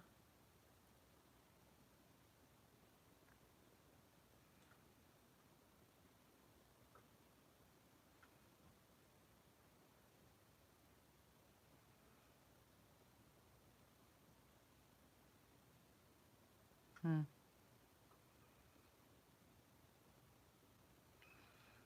I wish I didn't have that stupid light sitting there so I could see more. But if it's possible for any of you guys to do some stretching. Ew, no way, Matt. Oh, heck no. I was still wearing jeans in the 80s. I didn't go for any of that. I did once put on my mother's, what were they, gold spandex and a bright pink shirt that she had. and she took pictures because she said, no, it's not exhausting, it's fun.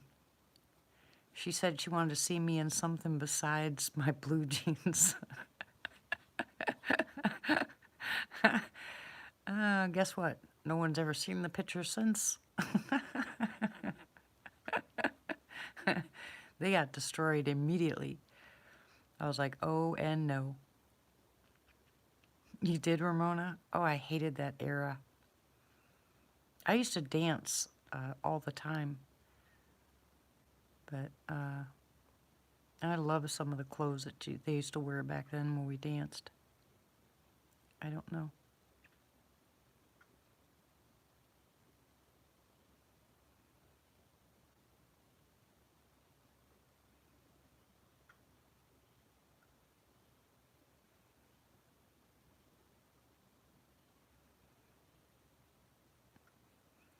Well, you remember I was telling you guys about those bands, that you can use? If you can even sit and do those. A busy signal? I didn't hear a busy signal. That must be your phone.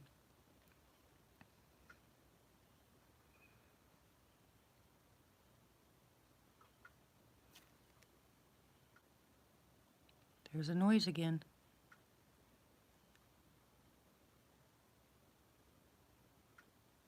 Tony, what is it?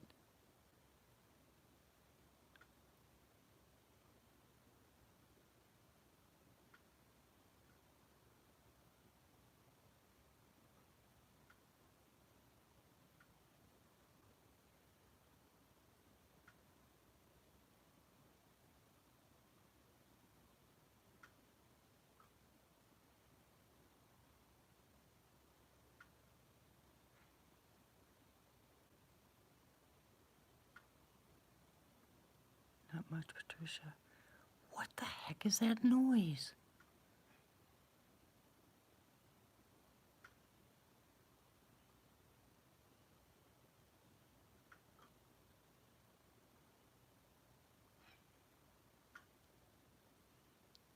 Are you kidding me?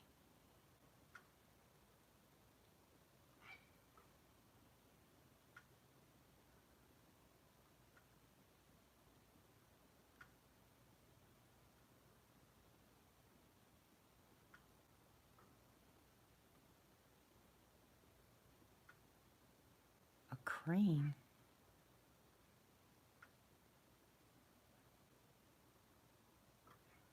It's a duck. We do, I mean, a geese. We have, we have wild geese here.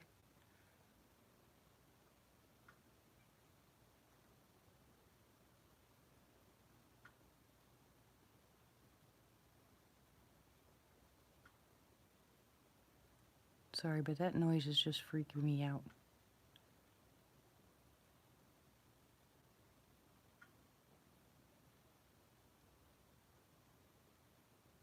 It's not barking, Martha. It's that noise, whatever it is. It's got to be a bird or some kind of animal. Hello, Jeff. Good morning.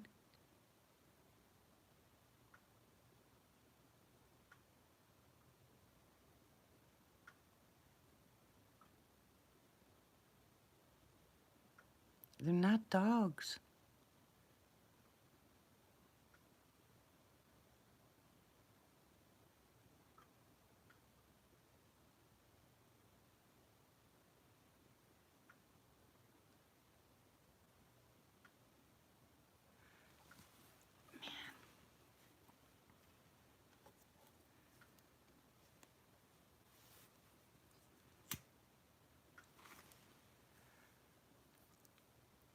No, the dripping sound is what's left from the rain, in the gutters. But I'm talking about that noise across the street, whatever it is.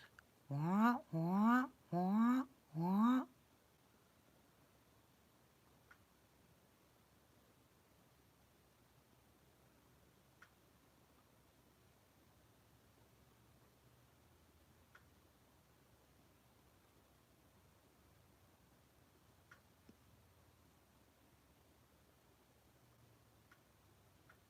Yeah, me too, Martha.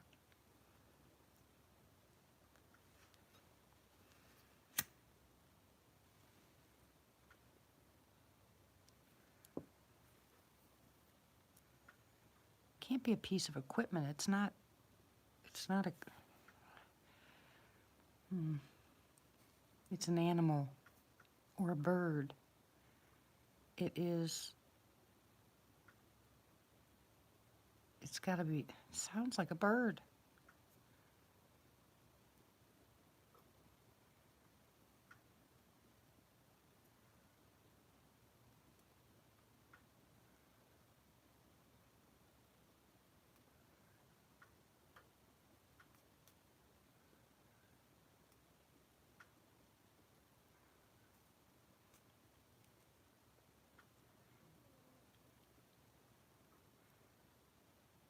Really?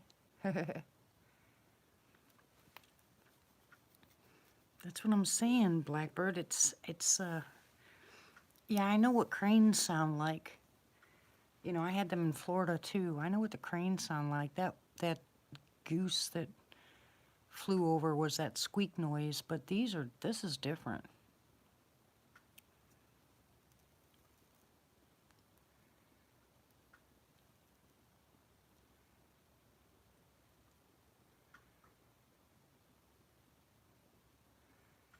Yeah, maybe, Chris. It does sound like some kind of bird. I mean, honestly.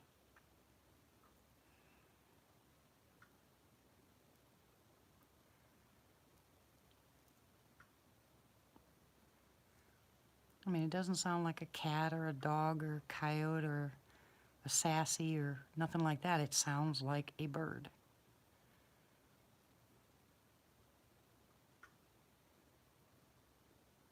So I'll have to look it up.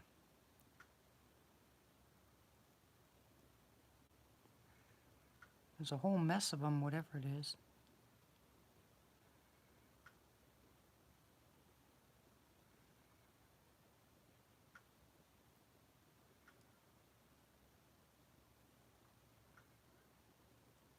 Now I have to know. Now I'm going to have to get online and search it.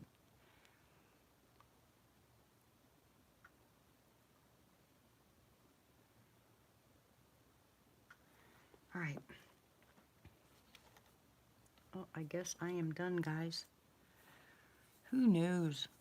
I don't know, but I'll look up bird sounds that are indigenous to here and see what kind of birds make that kind of noise at night. I don't know. Yes, Tony. I've been on since, I don't know what time I've been on since, but I'll be back on Wednesday with Shane. And maybe Friday with Ramona.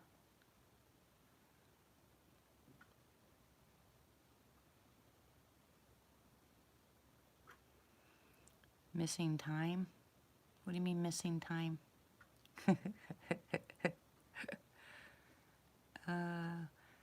But good night, everybody. Thank you for showing Miss Martha some support. And I appreciate you, Martha, coming on. It was very nice. I had a good time. And I'll be back again on Wednesday. And we'll keep doing these. And if you want to call in, just email me and we'll exchange phone numbers. And then go ahead and I'll set you up to go ahead and call, and we'll just have a conversation, okay? But good night, all. Good night, my lurkers. God bless you, and I'll talk to you soon. Don't forget your prayers. Love ya.